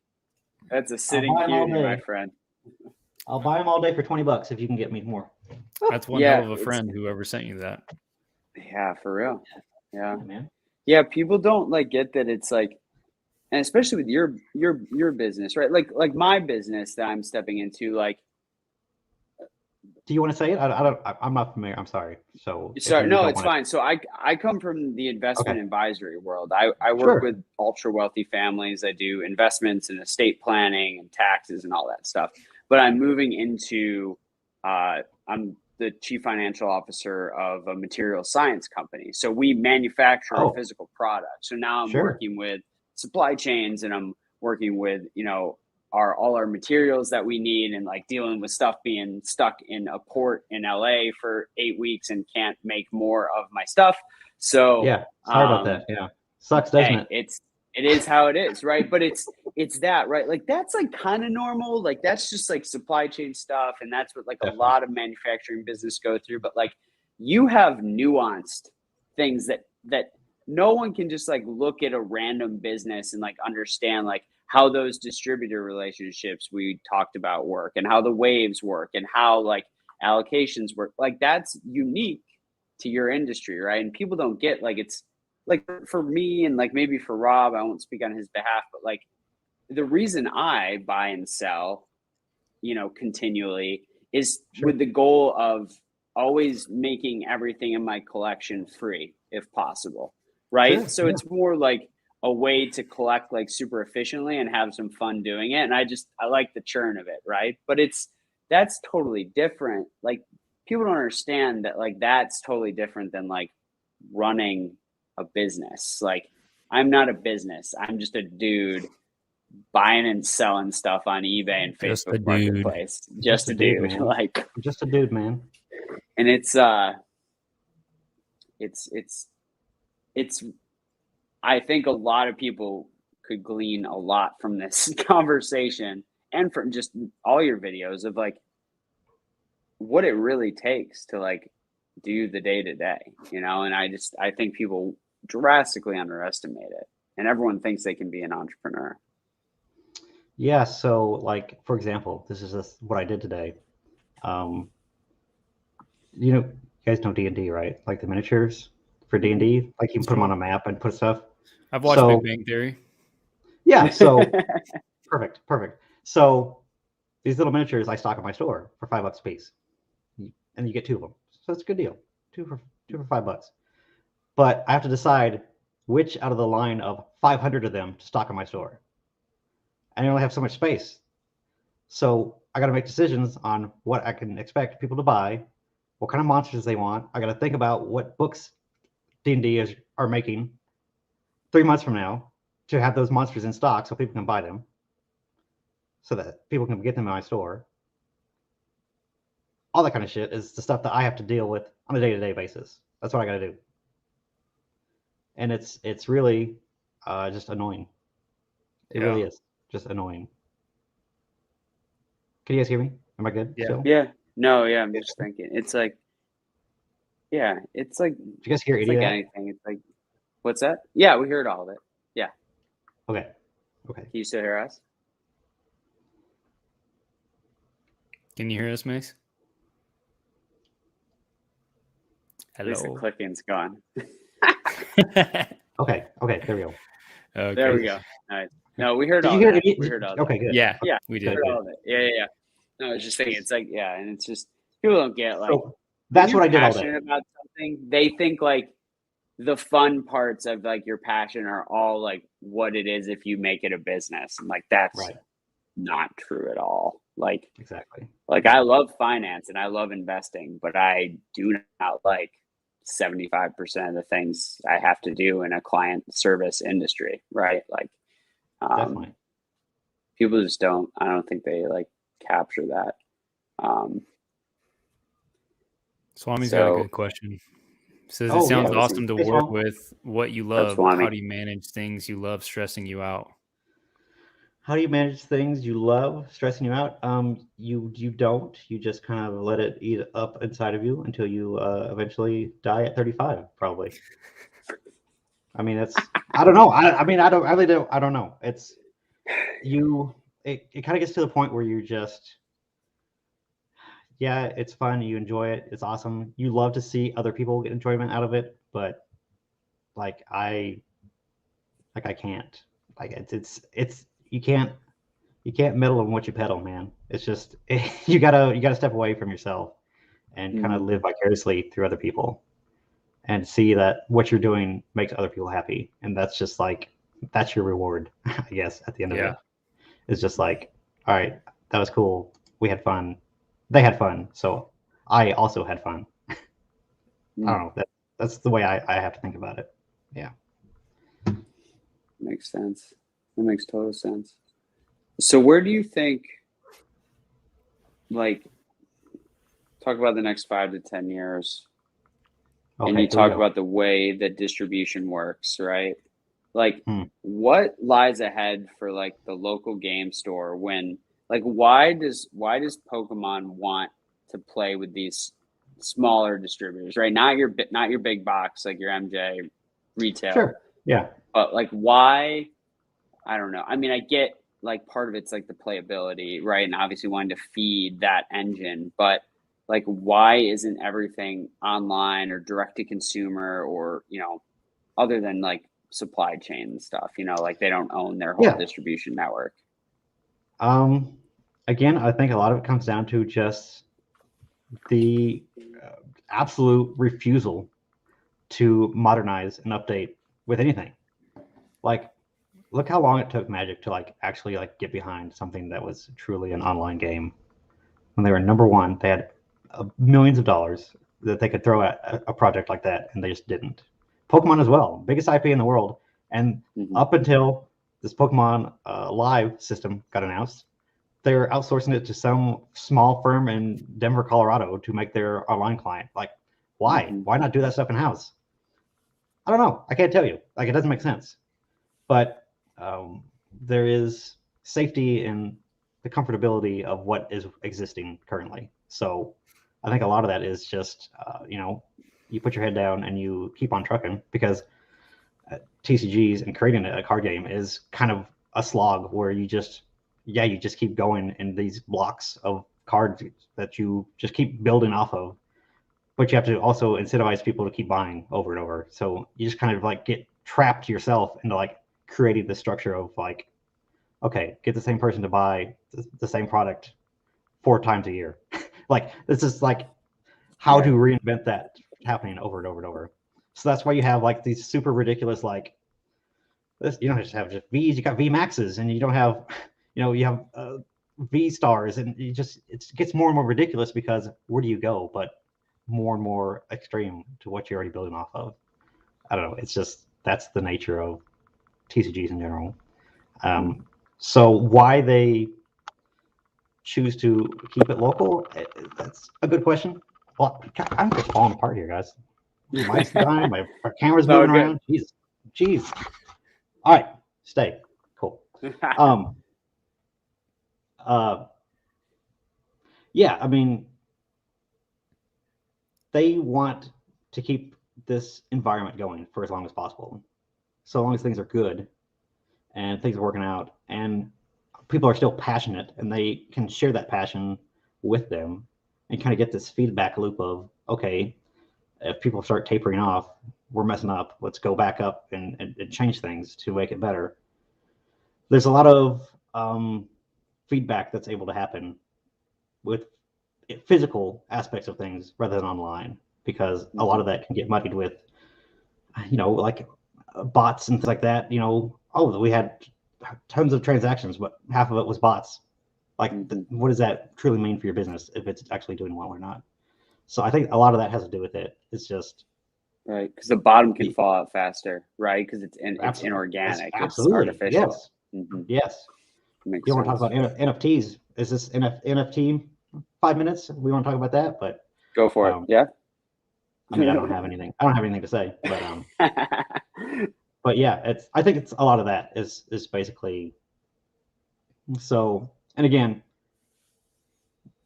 making the type of environment that people want to be a part of, a community that they want to be a part of, you lose a lot of that online.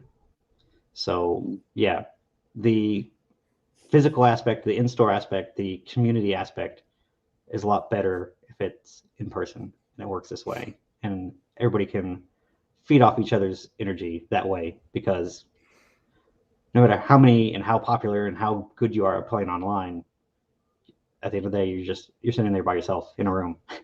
And if you don't get enjoyment out of it in another way other than the social aspect, more than likely you're not going to stick around, even if you are amazing at it. I'm terrible at Pokemon. I just love playing it because it's fun. I was going to ask that. I was going to ask you how much you play. I would love to pick it up again and start playing again. Do you see events coming back into like card shops at all anytime soon? Up until a month ago, I would have said yeah, but with what's going on now with this new variant and things, who knows? I'd love to say yes, but it's very hard to. I don't know what 2 weeks from now is going to look like, Yeah. Let alone try to plan out a 5-year plan. It's kind of hard when you don't have a plan for the next month. Yeah, there's a lot of variables up in the air. More so than usual. Yeah. Yeah. And it's like I think you're absolutely right. Like it's kind of what we said earlier, but the in-person interaction that we were like meant to be in that environment, it allows IPs as a whole to thrive, right? Because there's so many more ancillary, like it builds on, right? Even something as dumb as like going to play with someone and they got like a Pokemon t-shirt on that you like it just perpetuates everything, right? So I get that. I mean, that makes look at sense. Pokemon Go and like what huge surges that they just for everything Pokemon. Yeah. Like, people being social and talking about the same kind of things, you don't feel as isolated. You're not alone anymore. And I just filmed a video today about going into a store and like even just talking to the person behind the counter about something, or the guy that's looking at the same thing as you next to you in the case, like that sort of social interaction, it's validating. It's supportive. You'll never see that guy again, maybe, but for a brief moment, you shared something in common with somebody. Yeah, definitely. I don't know. That's a huge part of the social beings that we are. So 100% agree. Yeah, I love talking to the guys in my LGS. Like, yeah, about whatever. It just feels good. Yeah, I mean, even just for 30 seconds. I met like one of my really good buddies here because we were working, we were on a morning marketing meeting and he had on a Pokemon shirt and he was new to the company. I never talked to him before. And I instantly saw him and I started slacking him. And I'm like, dude, you like Pokemon too? Like, you want to come over and look at my Pokemon stuff? And like he did, and then I went to his house and looked at his Pokemon stuff. And it's like that human interaction that you get, like there is really nothing like it. And I think that we were talking about breaker culture earlier and talking about how much it's done for the hobby, like in these times, these desperate times where we can't get together, how it's brought people together, and like how many, I mean, there's a lot of channels talking about like, oh, there's a stigma about, people that do box breaks, that they're ripping people off and they're opening the packs for them and they're not even selling the packs and making money, but now they're opening for it too. And like, I kind of fell victim to that first, like, yeah, that's messed up, man. And then I started seeing the service that they're providing and like how many people absolutely love coming together, sharing that experience. And like, people that may not be able to get to a store, that can't drive, or that are, just locked in from COVID or whatever. Like, it's a really cool way that like we still can enjoy the hobby and like come together. But I tell you what, there's nothing like stepping into a store and being around like other people that share the same interests as you. You know what I mean? Definitely. Like that's how you form new relationships. That's how you like have those experiences that are just like, it's just what being a human's all about. You know what I mean? Like it's just, there's just something about it. Yeah. I mean, you were talking about, pack opening streams, and I joked a little bit earlier about it, but it's just, why do we watch sports? People play against each other and do other things, and we pay money to watch them do it. What? Why? Because we want the camaraderie of cheering that person on and the involvement of a local community doing something together and being a part of something bigger. It's the same shit. It's pack opening is the same stuff. Like you're feeling excitement for somebody, watching somebody do something, and then people are paying to provide that entertainment to other people. On paper, it doesn't make sense until you take the aspect of the social interactions of it. Totally. That's why it totally makes agree. sense.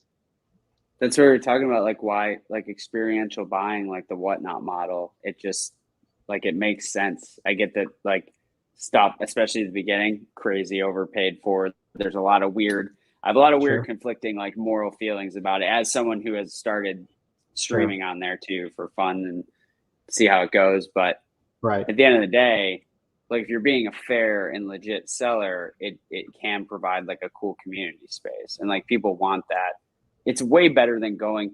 I would rather go on Whatnot and buy a pack for $7 plus $2 shipping plus tax than go on eBay and buy it for $5.50 with $1 shipping and shows up in a box in my house. But like, there's something about that experience. And that's why I'm so excited for like more in-person events, like the whole Collecticon schedule that just came out. Like, it needs to drive, it's going to drive the hobby forward. Like I think there's one way where like a lot of this becomes virtual. Like someone was talking about, I don't know if they were doing tongue in cheek, but it doesn't matter, like VR and, Oculus and the metaverse and like all these things that like, I think that's like a real thing. Like if we wanted to do this, talking about NFTs, if I had an NFT based piece of real estate and we had NFT skins, NFT albums, we throw on an Oculus, we're doing this in a virtual environment. Like that's a reality. But like, I think where we really thrive is like those in-person, impromptu, just things happen at conventions and that you just can't get like that same organic thing on something like set up in a virtual world. Right. I mean, you talk about just how archaic things are, but also talk about in the past year how launched we got into just the collectability sphere of just like and being in the same table of like sports cards and things like that. Like same dudes that were selling a booth to somebody that wanted to sell sports at a convention are then going over and selling the same booth to somebody that wants to sell Pokemon cards, and it's sharing the same kind of business and the same people that are interested in it. And yeah, it took a little bit of crazy momentum and maybe overinflated pricing and the artificial scarcity or real scarcity in this matter of to drive that kind of interest in it. But it kind of Pokemon took some major steps forward into being a true collectible and being seen as like a major collectible in a lot of people's eyes when people saw that there's actually and relatively overnight that this stuff took off and can get that sort of momentum of investing in. So, we would never have been invited to all these big card shows and stuff like that, Pokemon wise, if it wasn't for this past year. We took huge leaps and bounds. I couldn't tell you. I would not have ever bought a graded card in my store 2 years ago. But now, the market's there. That was on my list to ask you. I was curious how you're navigating that. Yeah, before, nobody gave two shits about a Pokemon card in a plastic thing. And now they do. People want to go out and collect all this stuff. Whereas before, nobody cared. So, yeah, we took some huge steps forward here on a lot of things, talking about a lot of that stuff. So there's something to be said for that. And yeah, it was at the suffering of playability and accessibility of a lot of things, but the card singles and the graded market in particular took huge steps in just popularity and moving forward and it's not going to go away. We took permanent steps forward in these cards being seen as major collectibles, and I think that is important. Yeah, sometimes I think that like it could swing to a point where like kids are like collecting, like if we truly enter this kind of like whatever you want to call it, junk slab or super low end slab, even if some of these pop-up companies stick around for a little while, like kids could grow up like collecting those like $7 slabs instead of dollar singles, right? Is it that crazy to think about? I don't know. But it's certainly, you're right. It's fundamentally like shifted where like hobby and collecting is gone. Cause like I grew up more like I always collected Pokemon. I was probably was bigger into the video games like Yellow, like on my Game Boy when I was a kid, even though I opened a lot of Pokemon cards. But we were like a huge sports card family. So I grew up with like Beckett slabs, right? Sure. And so because of that, I got into Pokemon grading, which is why I've never been obsessed with PSA. Sorry, everyone, because I came from a place of like Beckett sports cards into grading Beckett Pokemon cards into like now where it's like, dude, I like CGC now because Beckett's a black hole. But it is certainly like changed the way that collecting is being done now, fundamentally. Definitely. And you're right. There's some things I have kids walking in my store that want slabs. Yeah. Whereas 2 years ago, no kid, they didn't even know that was a thing. They wouldn't have any concept of what that is. But yeah, we've moved into a major shift of people wanting this stuff preserved and the best of the best, instead of like, I want all the Charmanders just because he's my favorite and I'm going to put them all in a binder, and that's enough. It took a step forward on top of that, moving forward on top of that to becoming a real deal thing. And that's cool. It's another aspect of my business that wasn't there before.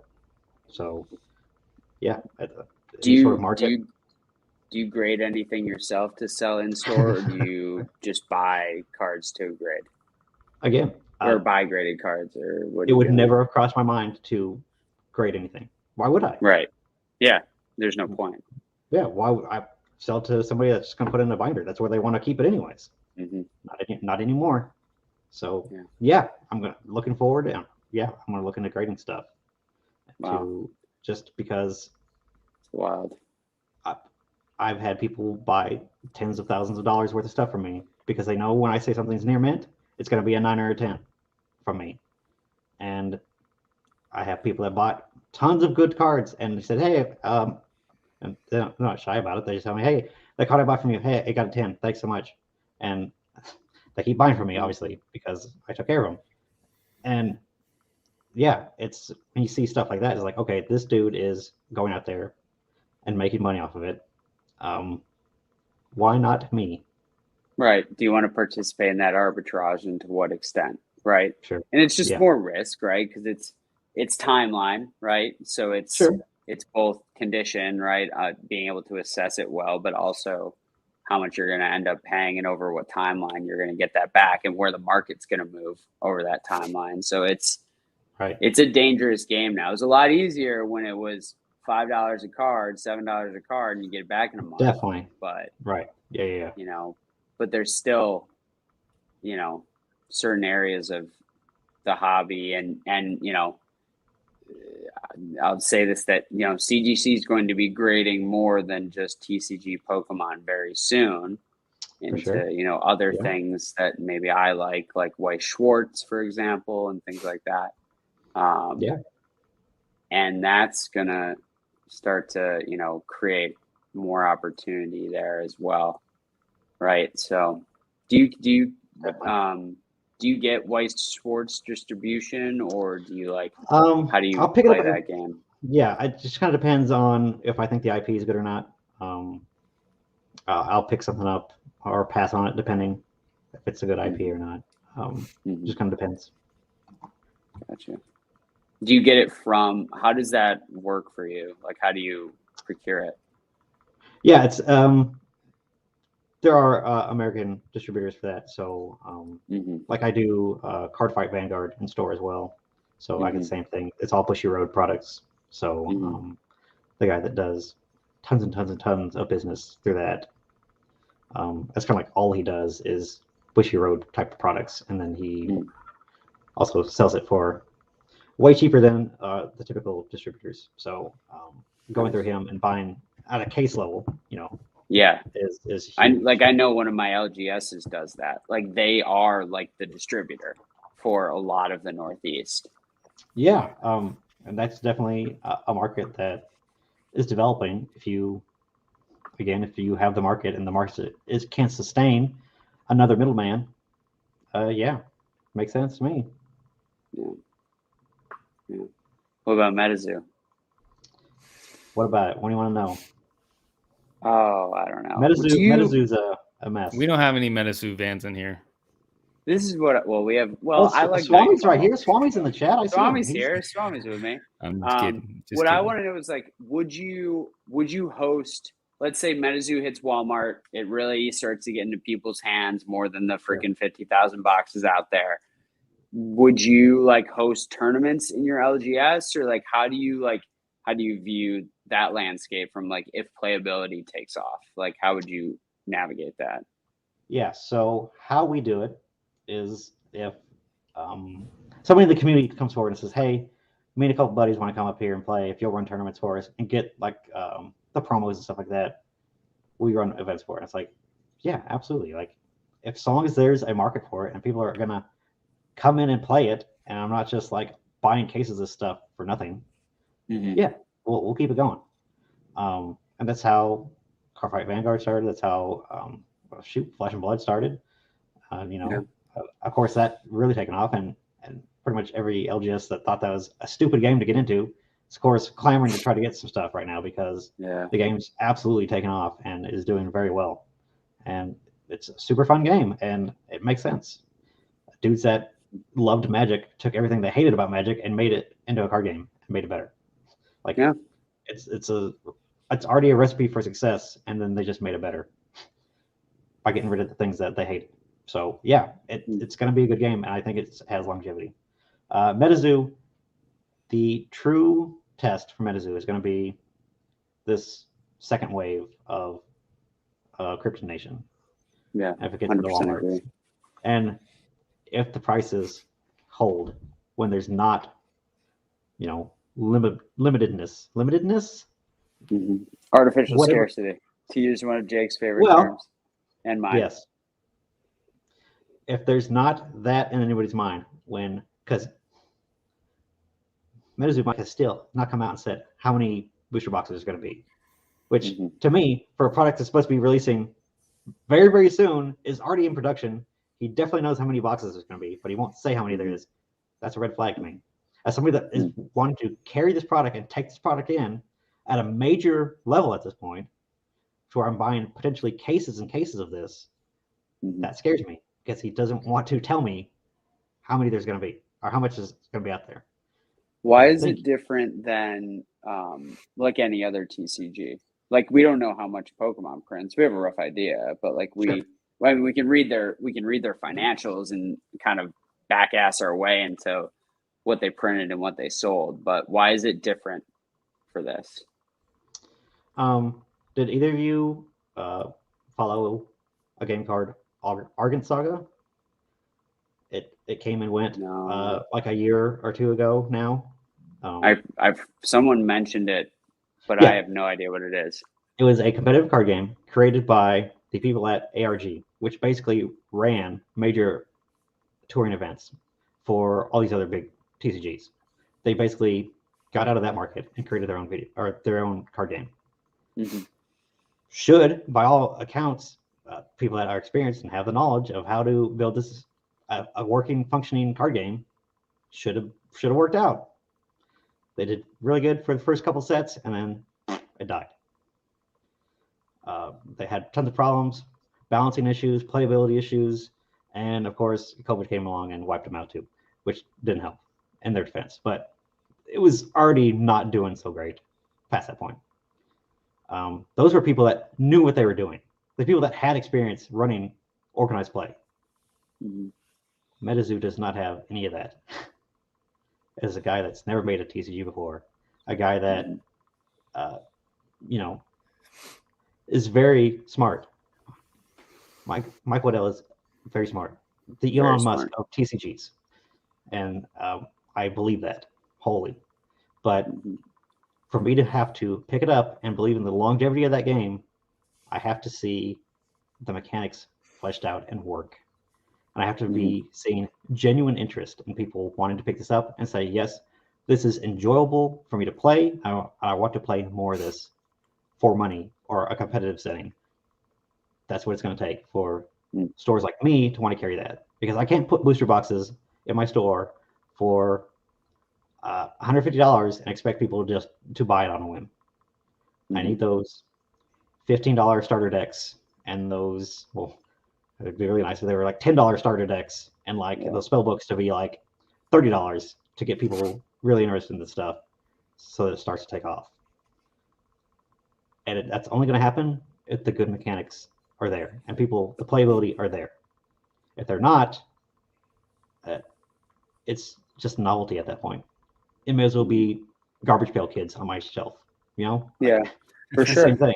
I mean, it's just not. Yeah, it's just an oddity of the TCG history, right? Yeah. That's what it could end up being. Yeah. That's what. And when Crypto Nation has nothing else but the cards and the collectability and then the playability to sustain itself and show its ass a little bit to see if people are genuinely interested in it, that's how we're going to know if it's going to stick around. Because this could all start falling apart here very quickly. And Mike not disclosing booster boxes is just one of the many things that scares me as a store to carry this. Yeah, no, I get it. So it's about understanding, because it's like, like we all knew that Walmart was coming and then they announce it, but we have no idea what that means, right? Does that mean one Walmart in Arkansas gets it, or does it mean every Walmart from sea to shining sea gets cases, right? So I get that. I think what's interesting is, like, you know how Charlie was doing the TCG or the Legends Expo that got postponed? Sorry, Charlie. Hurt Locker. Yeah. So what's interesting is there was going to be a MetaZoo like tournament at that event or at that convention. And I think it's interesting. It got delayed until end of Q1, beginning of Q2 next year. And I think that's going to like give us a taste actually now, because that'll be theoretically when it comes out into big box, and then have people go and like, we'll get to like almost get like a litmus test for like if this is the real deal or not. Not that it's a great sample size, but it's something, right? So we need that in person, like we need to see it happening. And I'm not a MetaZoo person. I just like Nightfall because the cards look cool and they remind me of Harry Potter, going back to Strixhaven. But I thought Cryptid Nation was garbage, and I still think it's garbage. So the print quality of the cards is garbage. The card stock's weird, and they come out of the packs like ass. But I like on my wall right there is a Gickley print from Chris Campman, who's now like the creative director for MetaZoo or whatever. But I've had his art since well before like MetaZoo blew him up, and that's cool. That's awesome. Why I like Nightfall, because he did a ton of the cards in Nightfall, and I really like them. So it's, I think, from like the average collector. And that's also coming from like, I got it around MSRP. So like it was easier to collect. Right. But I think that from like your standpoint, it totally makes sense. Like understanding if it's really going to be and playable. The funny thing is, there's none of it out there. The people that are like, oh, it's going to Walmart, they're bypassing LGSs, haha, in your face, now you can't make money off of it. I want this game to be more accessible. People don't understand. Like, it's got to be in the hands of people for them to want to come into my store and play it. Mm-hmm. And it's got to be at a reasonable price. It's got to be cheap. It's got to be accessible. All those things play a part in whether or not this thing lasts. Yeah. And that's what matters. Like, I don't care that I'm making a little short-term flip on a new card game that just dropped, like MetaZoo. What does that mean to me long term? I don't care. I'd rather carry that game for years and have it be a pillar in my organized play than any sort of flash in the pan money that I could have made, a couple $1,000 get made. Like, that doesn't make sense. I think they're going with like the trickle down theory, right? Like I think that's where he's coming from, right? So it's like start big and then they can back their way in if it catches, right? Yeah. Because signing a decent sized distribution deal, like people don't know, like Mike's selling those boxes at like 30% below MSRP to distributors, right? He's not the one making $250 a box on Nightfall. Yeah. He's making 110, 100 gross, right? Right. Yeah. And people don't get that. So signing a major distribution, like think about it. It's just what we went back to, right? It's what we talked about at the beginning. Like, and this is not me defending anything. This is just a thought exercise. The archaic nature of distribution networks, to your point, why not shoot for the big boxes? Like, why? Like, it's the exact model. You crowdfunded it. You gave everyone a taste with Whatnot. You created a Discord community and a little a stir, and now you shoot for the big box and see if it sticks and see if it works. Like, yeah, I mean, it's strategic. It's on purpose. It's the safest route because you can't rely on me. I wouldn't rely on me. I'm gonna carry it if it makes me money. If not, get out of here. I don't have the time, or I don't have the creative, like, nurturing nature that he needs to grow this game. Right. The only way that's going to happen is if it gets into the most hands possible and gets the most people interested in it. Having it in LGS for a stupid inflated price is not how you kickstart something off. No. If you want to do something, you got to move wide and cheap. And like I said, we'll see if this is what sticks. Yeah. The funniest part is that we're in such an echo chamber, right? Like, I don't know what the following for cryptids looks like, much less a freaking cryptid. I like it. I think it's cool. Does that? I do too. And like, but we're TCG people, and like we're and we're like, I don't know, we like this shit, right? Like we like medieval shit and like sci-fi shit and like. I think there's way too many aura effects. There's way too many different like little weird mechanics in MetaZoo. I think if it would like really simpled, where it's like only like 5 typings like Magic, and maybe they expanded out maybe more after a little while, it would make more sense, but it's just got a lot going on. Like right off the bat, it's like, okay, here's all these auras and all this weird stuff, and there's this fourth wall mechanic, and got to keep track of health and deck limits, and it's a lot for somebody new to get into. If you don't like, MetaZoo is not a kid's game like Pokemon is. You can give a kid a Pokemon deck, and they're going to be able, okay, I can figure this out. I got to have this many of these things attached to this guy to do something. MetaZoo is a lot more archaic, a lot of weird, like high level mechanics for a TCG. Probably because he came from the Magic world. Yeah. Digimon's crazy. All like the little keywords that mean something, and you got to have a thesaurus, a glossary of all these terms to know what the hell you're supposed to be doing any given time. It's complicated. That buddy that I was talking to you guys about earlier at work, he tried to get me into Digimon, and he's like, dude, you should come check it out. It's a super fun game. And he's sitting there trying to teach me, and I'm just like, no. It's too much. I can't, man. I'm sorry. I don't even want to play because it's just so complicated. There's so much to it. But I was watching him play with our other buddy, and like the strategy, and like once you know it, once you get there, like it seems like extremely, extremely fun. But to a younger generation, like it's not gonna happen. And that's why I loved Yu-Gi-Oh so much. Like when I never played Pokemon, but I got into middle school. And that's when Yu-Gi-Oh started to kind of take off. And I thought that I wasn't really a huge fan of the cards, like the artwork. I think that they're like, okay, but the game itself is extremely easy and extremely fun to play. And I think that like gave Yu-Gi-Oh a lot of legs. Well, that and like the anime, just like, hey, this is how you play the game. This is the point. That also helped. Yeah, definitely, for sure. Like you literally made a cartoon about how to play your game. Like that's huge to like get to people like, I want to do that. That seems like it's cool. Yeah. It helps tremendously. MetaZoo doesn't have that. It's very abstract to somebody that is not super hip on how TCGs work. So it's a crazy case study though. My goodness. It's absolutely fascinating to watch. People will talk about MetaZoo in the collectible sphere forever. I don't understand it. I don't get it. You don't like it, Rob? I don't know anything about it. All of a sudden, overnight, everybody's talking about MetaZoo, and I'm just like one of those people that it's like it just seems like a bandwagon thing. It seems like a very short-term, hype-driven bandwagon, and I just stay far away from that stuff. Like enough of do you see this wall behind you? It's all Pokemon. Yeah, I got enough money back here. Like I don't need any other collectibles to get into. And when people, I like Harry Potter.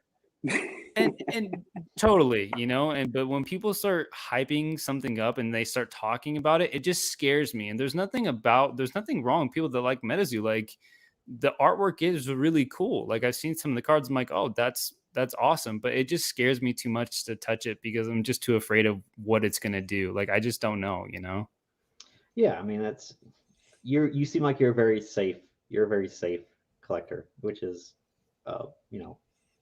very good because that's how you survive and that's how you don't lose. Connor, I don't know. You seem like you're a little more let's try it. Let's see what happens. Usually it's not like I'm stacking cases for me. No, it's more like I'm like I'll buy it and open it to like try it. Like I did that with like Gate Ruler or whatever it was. I bought a couple of boxes. Like I'll dabble, but I did that too.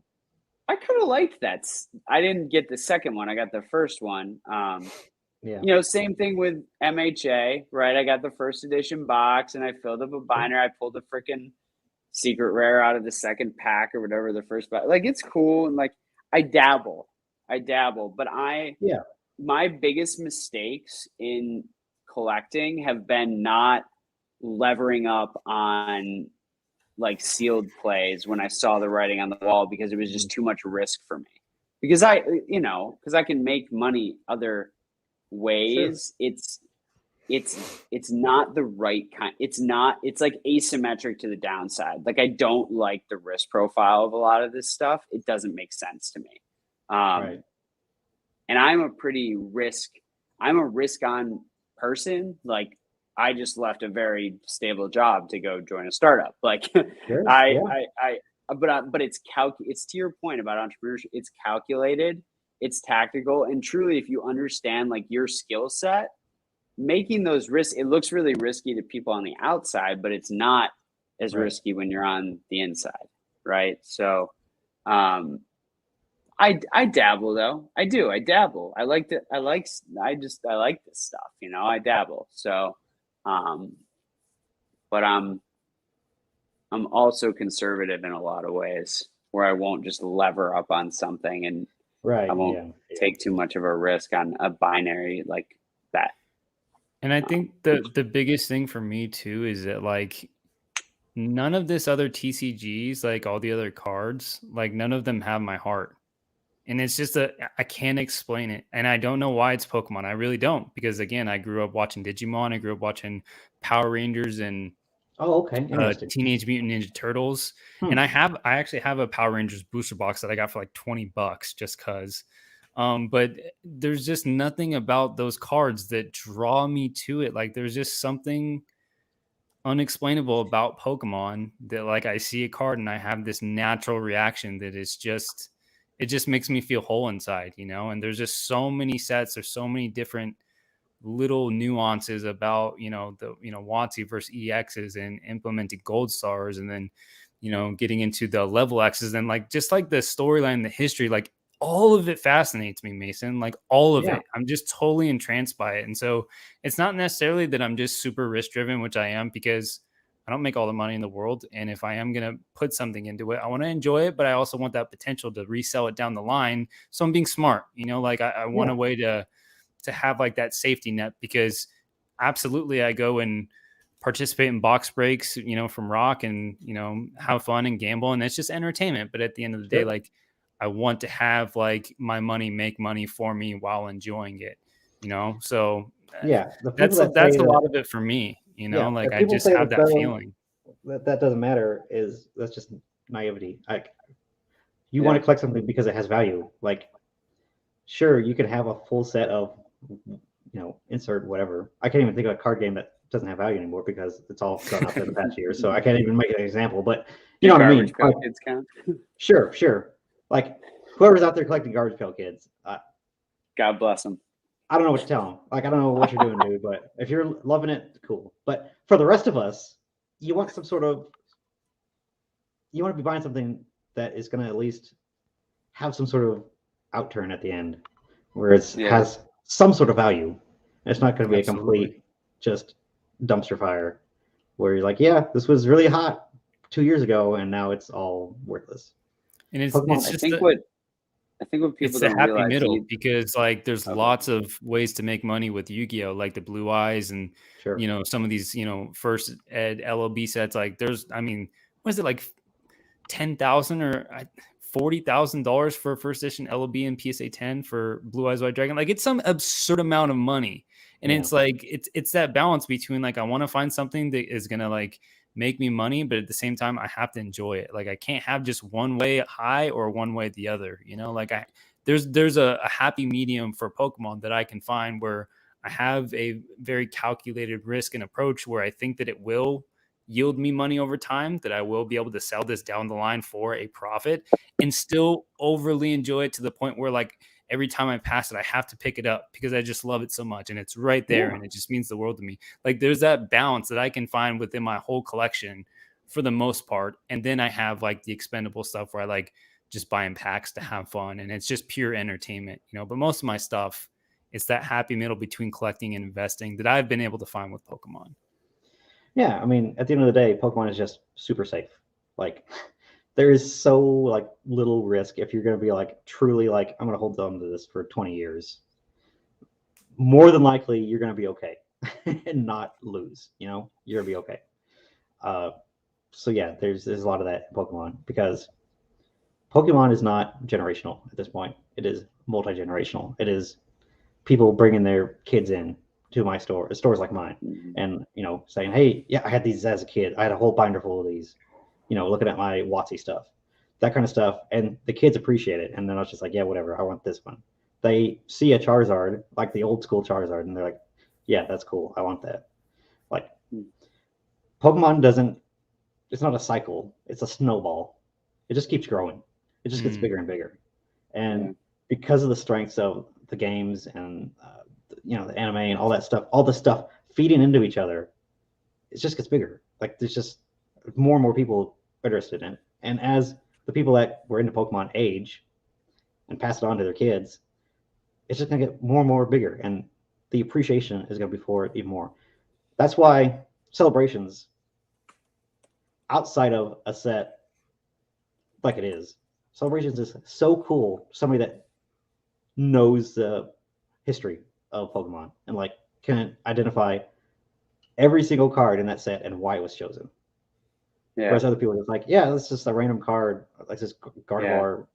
I joke that I get Claydol, but like super important to the TCG. Exactly. Absolutely. Yeah. Look at Team Rocket's admin. That card was like $25 for the set. That card is selling right now, this Celebrations one, for 20 cents. It's crazy. That's wild. But it's a super good card. And for people that love the Legacy format and that era of playing that game, they are loving this shit because that was a staple in that format. So, again, if you don't know, now you know. But that's why it's a celebration of Pokemon, because it's celebrating all the cool stuff in the past history. And the legacy of Pokemon is huge to the popularity of it. It's not just nostalgia. It's that Pokemon has a level of prestige for being the biggest IP and like super strong and like so a part of so many people's lives. Something like with Pokemon Go, it's just made it bigger. Like it's just. Oh yeah, I know tons of people who are obsessed who have never touched a card since they were 9, but they love Pokemon. And that goes back to it just feeds everything, right? Because I go and visit my goddaughter, and her parents are now playing Pokemon Go again because I brought it up, and then I'm buying the kid plushies, and now now they're buying packs of cards at their LGS. Like this is real. Like this is how it goes, and it's it's so what true. Pokemon has is what MetaZoo Mike wants to create. That's the type of environment that he wants, where everything feeds into each other. Yeah. Did you see he did that recent interview with, I don't know what that guy's name is, that MetaZoo YouTuber, but they did a very long interview that was super good. Yes. Yeah. And it was fantastic from the frame of like, I got to see the inside of Mike's brain. Like you saw the whole game plan. Yeah. And it's very interesting. If it gets executed, it's gonna be wild. Yeah, it's gonna be interesting. But that man is not creating just a card game. He's creating a brand, an IP. He's building a culture of cryptids and of MetaZoo. Exactly what Pokemon is doing. He wants shirts. He wants backpacks. He wants plushies. A phone app, probably movies. He wants all that because that's what truly makes your brand safe and stable and in people's consciousness, where it's not just valuable. It's not just like a 5-year little blip. Yeah. It keeps snowballing. Yeah. Look at Harry Potter, right? That's the other thing I really love. Look, she created a universe and it stuck, and now it's in it's everything. It's everywhere. It's in every, from video games to movies to like it's so all the best IPs are multifaceted, right? And they stuck and they exploded in all those facets, right? They didn't just like do okay. Like that's how they thrive. Super important. Like super important to branding. Branding is huge. And Pokemon is so they have built, like look at a Celebrations booster box. Super clean, white, stark. That's Pokemon's brand. Like that's their like look that they like. They're like the Apple of fucking TCGs, and that's how they want it. Look at that shit. That's how they want to appear. Yeah. That little upper echelon separates Pokemon from I don't want to say Yu-Gi-Oh or anything else, but just like it does. Like it is. They have the scale and they're able to reinvest in the business at a scale unlike anything else. Right. Yeah. So like they are entrenched. They are wholly entrenched in it, and they are building they're just building upwards. That's all they can do is build upwards. Yeah. So true. Yeah. So we're reaching that 2 hour plus mark. Are we? Jeez, God. I know it's been crazy. This is awesome. The chat has been amazing for the people that have been in here for like the whole time, which I've seen some people that have been here from the beginning. Thank you guys. I mean, supporting us and coming to watch Mason on our first live stream, like truly, thank you. It means a lot to. I mean, Mason's big time, but you know, a couple small fish like me and Con, okay. you know, like just starting off, like it really means a lot. So thank you. So yeah. Con, do you have any last, you know, parting words for Mason, or just any other questions? Anybody in the live that just has got a burning desire? So basic. Yeah. Anybody in the chat have any other last burning questions? There have been so many good questions, but I just didn't want to break the flow. Like, I know. People ask once I get going. Yeah. Oh man, it's hard. It's hard, chat. But we love you guys. You're freaking awesome. That's why people are always like, "What are you gonna do?" Because now that Pokemon's dying down, I was like, "Are you kidding me? I have tons of shit I can talk about. Like, I can make YouTube videos forever about this business. Like, I'm good, guys. Like, I'm still gonna be cranking out videos because like people just are interested in this kind of stuff and just how it works. That's a good question right here from Basic. Where do you see the Pokemon world in the 30th anniversary? Red and Blue will be remade another 2 times. And we'll be in 30th. We'll be in the Gen. We'll be in Gen 10. And there'll be a new type of I don't know, God Pokemon. I don't know. They're probably tapped out on types, but yeah, I don't know. It's Pokemon will still be here and still kicking. If Topps is still around and someone didn't buy them, they're doing Pokemon collaborations because they are going to need to print something. So it makes you wonder, like, why haven't they done anything more? You know? I know. Is there something weird there that we don't know? Like maybe some fallout from 20 years ago. Like, I mean, who knows? Like, for gosh sakes, I got MetaZoo Topps coming this week. Where's my Pokemon Topps reboot? What's the best card anyone is? Oh, that's a good one. We got one more. That's a great one from Anthony. What's the best card anyone has ever brought into your store to sell you? Yeah, I'm trying to think like best card. Definitely a couple Lotuses, a huge collection I've had, just like some insane stuff in it. Like a dude just had like 5 of the Power 9, just ridiculous collection that he had like meticulously in binders. Is insane. Stuff like that. I've had a first ed Charizard in there, and of course we see it all the time. We don't think it's anything special, but it's pretty rare, guys. It's pretty rare to see a first ed Charizard, especially in good shape. Yeah. Like it's we see it all the time, but it's like there's a reason why it's so like coveted, because we don't see a lot of them. Do either of you guys have a first ed Charizard?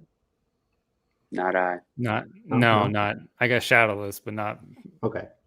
Yeah, it's a big deal. It's a big, huge card. Like, there's a reason why it's like the Mac Daddy, because everything about it makes it. Even just when like I get collections with unlimited ones, it's pretty cool.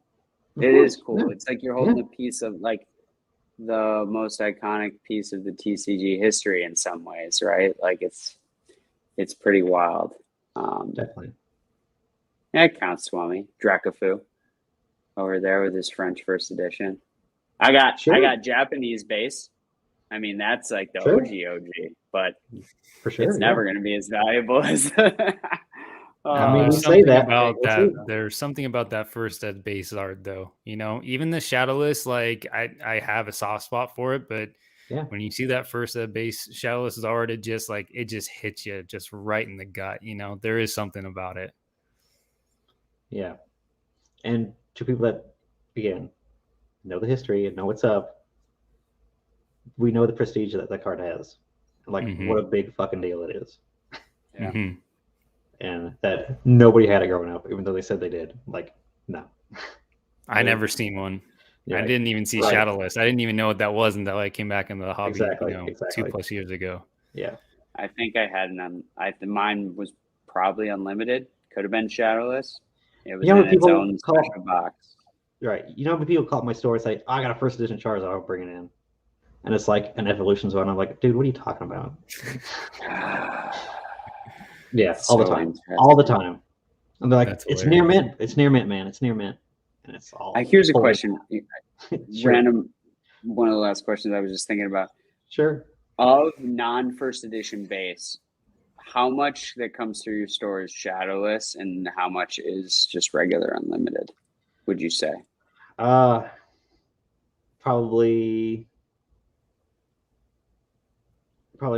1 out of 10. Like it's like it's that rare for a Shadowless. I mean, that jives with what I probably more than even especially for like a Charizard, because it's just like the unlimiteds. They were just, we all knew that they were a big deal at that point, so people held on to them. So I seem to see a lot of them. But yeah, I would say probably like 10-1 of unlimited versus Shadowless. That makes sense. That jives with what I thought or what I've heard speculated. So I love Shadowless. It's my favorite part of like WotC, probably English WotC. Like I just really think it's cool. I don't know. I just like the way it looks. It's the only base set pack I have is a long-term Shadowless. I just like it a lot. I'm gonna be an edgelord and say that I love base set too, just because I love the packs. I just created one of the packs somewhere. It's awesome. The Gary pack. It's a long foil too. There's like not many of them graded. They're sweet. They're really cool. I picked it up locally and wanted to put it in a piece of plastic, so I sent it to PSA. If I could find it, that'd be awesome. But I didn't pull a Charizard until base set 2, so that's why it's kind of got a thing for me too. So that's cool. Yeah, man, that's really crazy. As an adult or as a child? No, as a kid. Yeah. Like okay. Up, I was like, I lost my freaking mind in the back of my mom's car. Like, yeah. We should answer this one because that's in that vein. I like that. Would that be that for you, Mason? Base set 2 Charizard? Sure, yeah. And of course, like Ancient Mew, Ancient Mew's in every freaking collection. But for that, I hate that card so much. I hate that card. I think it sucks. I know, man. Unpopular opinion, I know. I swore that they were going to put in celebrations. I could have swore they were going to reprint it. I don't know how that would have been cool. It. I mean, right. Come on. I can't believe they did. But there are a couple, and that's pretty much number one. I was like, how'd that not make it in? Yeah, it's wild. I thought for sure they would have been like, oh, it's super secret. Here you go. Nah. Oh, well. Oh, man. How about you, Rob? What is that for you? Oh, it's this one, hands down. It's the one that I keep right next to me at all times. There we go. This one's a first edition Spanish that I actually pulled myself when I came back into the hobby. I bought an art set. That's cool. I bought an art set of unweighed packs off of eBay for, I think it was like $300 or something like that. So it was like $100 a pack. And I thought that was an insane amount of money to spend on Pokemon cards back then. I just thought it was crazy. And I said, I'm just going to have fun, do it this one time. And I ended up pulling the Blastoise, which is, my favorite card from base set, hands down. I was always a Blastoise guy growing up. That's what I pulled as a kid. Never pulled the Charizard, but I always loved Blastoise. So Blastoise is my favorite as well. When I see that artwork, that Sugimori artwork, it just brings me right back to just sitting in front of the TV as a little kid, watching episodes with my brother. Dude, it's a turtle with cannons on its back. Like, there's no other Pokemon that has freaking guns on him. Like, what? That's crazy. It's true. Like, yeah. How is he not OP? Absolutely. I'll take a Blastoise over a Charizard any day.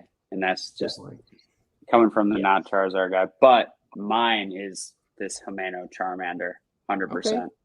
One of my favorites. Like, because I opened up so much Team Rocket on my grandma's floor of unlimited English. That's like what I opened the most of as a kid. That's what I remember so vividly is that card. It's going back in my binder. I usually have it out, but I love that one. It's Is that one you pulled yourself? I did pull that one. No, actually, I bought that one from Buddy. I bought that one from OG Retro because I have that one. I have an English one I graded that I pulled myself, but not this one. That's the next question. One. Yes, yeah, the ones I really that. like, I'll grab both of. So, yeah, Amano's a great artist. I love that stuff. So, yeah, it's real good. Yeah, that's always the best when people. This is a card that I had as a kid. And it might be like even like a 6 or whatever, but it's still cool because it's your card, you know? Oh yeah, absolutely. Like my my new company is I don't care. So it's called Monarch, like the butterfly, but without the H. And so we brought on a new creative director. Like in our logo, like kind of looks like a butterfly. It's a Lorenz wave, which kind of looks like a butterfly. It's physics shit. But our new creative director, like not marketing, but like brand guy came on and he goes, I pulled out my shoebox of my childhood cards and I brought you this. And it's a first edition Jungle Butterfree. And I'm like, I just want to grade this on principle and like put a pedigree on the back of it of my company. Like, cause it's like, it means so much, you know, it's not about like the grade. It's about like that, just like, oh man, it being part of someone's collection and meaning that much, it's cool. So yeah, I'm very into that. Very into that. Even like you like wheeling around your office right there and just being like, oh, I got this over here, this is over here, this is cool. Like, I mean, I don't got nothing here. I got to step my game up. I feel like do you feel like when you eventually like as the business transitions over time or what have you, like do you think you'll collect more when it's less of like a everyday like grind? I know that could be a long time from now, but I'd like to think so. And it would be stuff like that where it means something to me, you know. Do you have like a favorite set or just like generic starting point? Like, oh, I'd probably start collecting here, or you know, EX Team Rocket Returns card. I do love Team Rocket Returns. Oh, every art of that set is insane. Yes, hang on. The little cheeky Meowth that's doing that little evil like thing. Yes. There's no other card that looked like that at that point. Like that was like, what the hell is this real? Yeah, phenomenal set. It's just, and every art is a banger with this set. I do like that era of stuff. I love Gold Stars. Gold Stars are my favorite. It's the height of Pokemon, in my opinion. Yeah, I mean, absolutely love the EX era. It definitely was not sales wise, but it's definitely like where they were like collectability wise, art wise. Yeah, you know, I mean, it's got chase upon chase. The artwork is through the roof. I mean, it's just everything about it. You know, the reverse hollows. I mean, gosh, just bang on. Yeah. What are you pulling over there, Connor? I was looking at that. What are you looking over there? Rob gave me this Lapras from EX Legend Maker. Oh, awesome artwork. I love that one. So that's a good one. Oh man, there's so much in that era. There's just so much to collect. So many Lapras. Lapras has tons of just awesome cards. I love Lapras. Is one of my favorite Pokemon. I think it's so cool. I have a bunch of cool ones. Yeah, super badass. So, well, guys, this has been great. That's done. Should we leave it there? Should we answer more questions? That's a warm and fuzzy little ending. I'm okay with that. I was gonna say I got that nice, you know, feeling good. You know, feeling good. Little fuzzy feeling. Yeah. Oh yeah. Well, Mason, we'll do this again for sure. Dude, sorry I missed out the other week. No, I feel like man, we didn't even really talk about anything. Like that's like the crazy part, but there's just so much more to talk about. But that's the cool part about it. There's always something to talk about, and that's what's cool and what's fun. So, like I said, I appreciate you guys having me on and waiting for me and no worries. Thanks for coming on. This is so fun. But yeah, man, seriously, it was definitely cool to hear that perspective and you know to get that insight. So everybody in the chat has been blessed with some inside knowledge. You know, have some more respect and love for their LGSs, and it to really was my everybody in the best work. chat. I want you Go guys to ahead. know, it really was my best work there, putting it all out there. Glad you guys got to hear it. No, I'm kidding. I really do appreciate You've you guys. been blessed. Hell This yeah, is awesome. that's All awesome. right, chat. Be good. Be Thanks, good, guys. chat. Have a great night, y'all. Until next time, guys. See ya.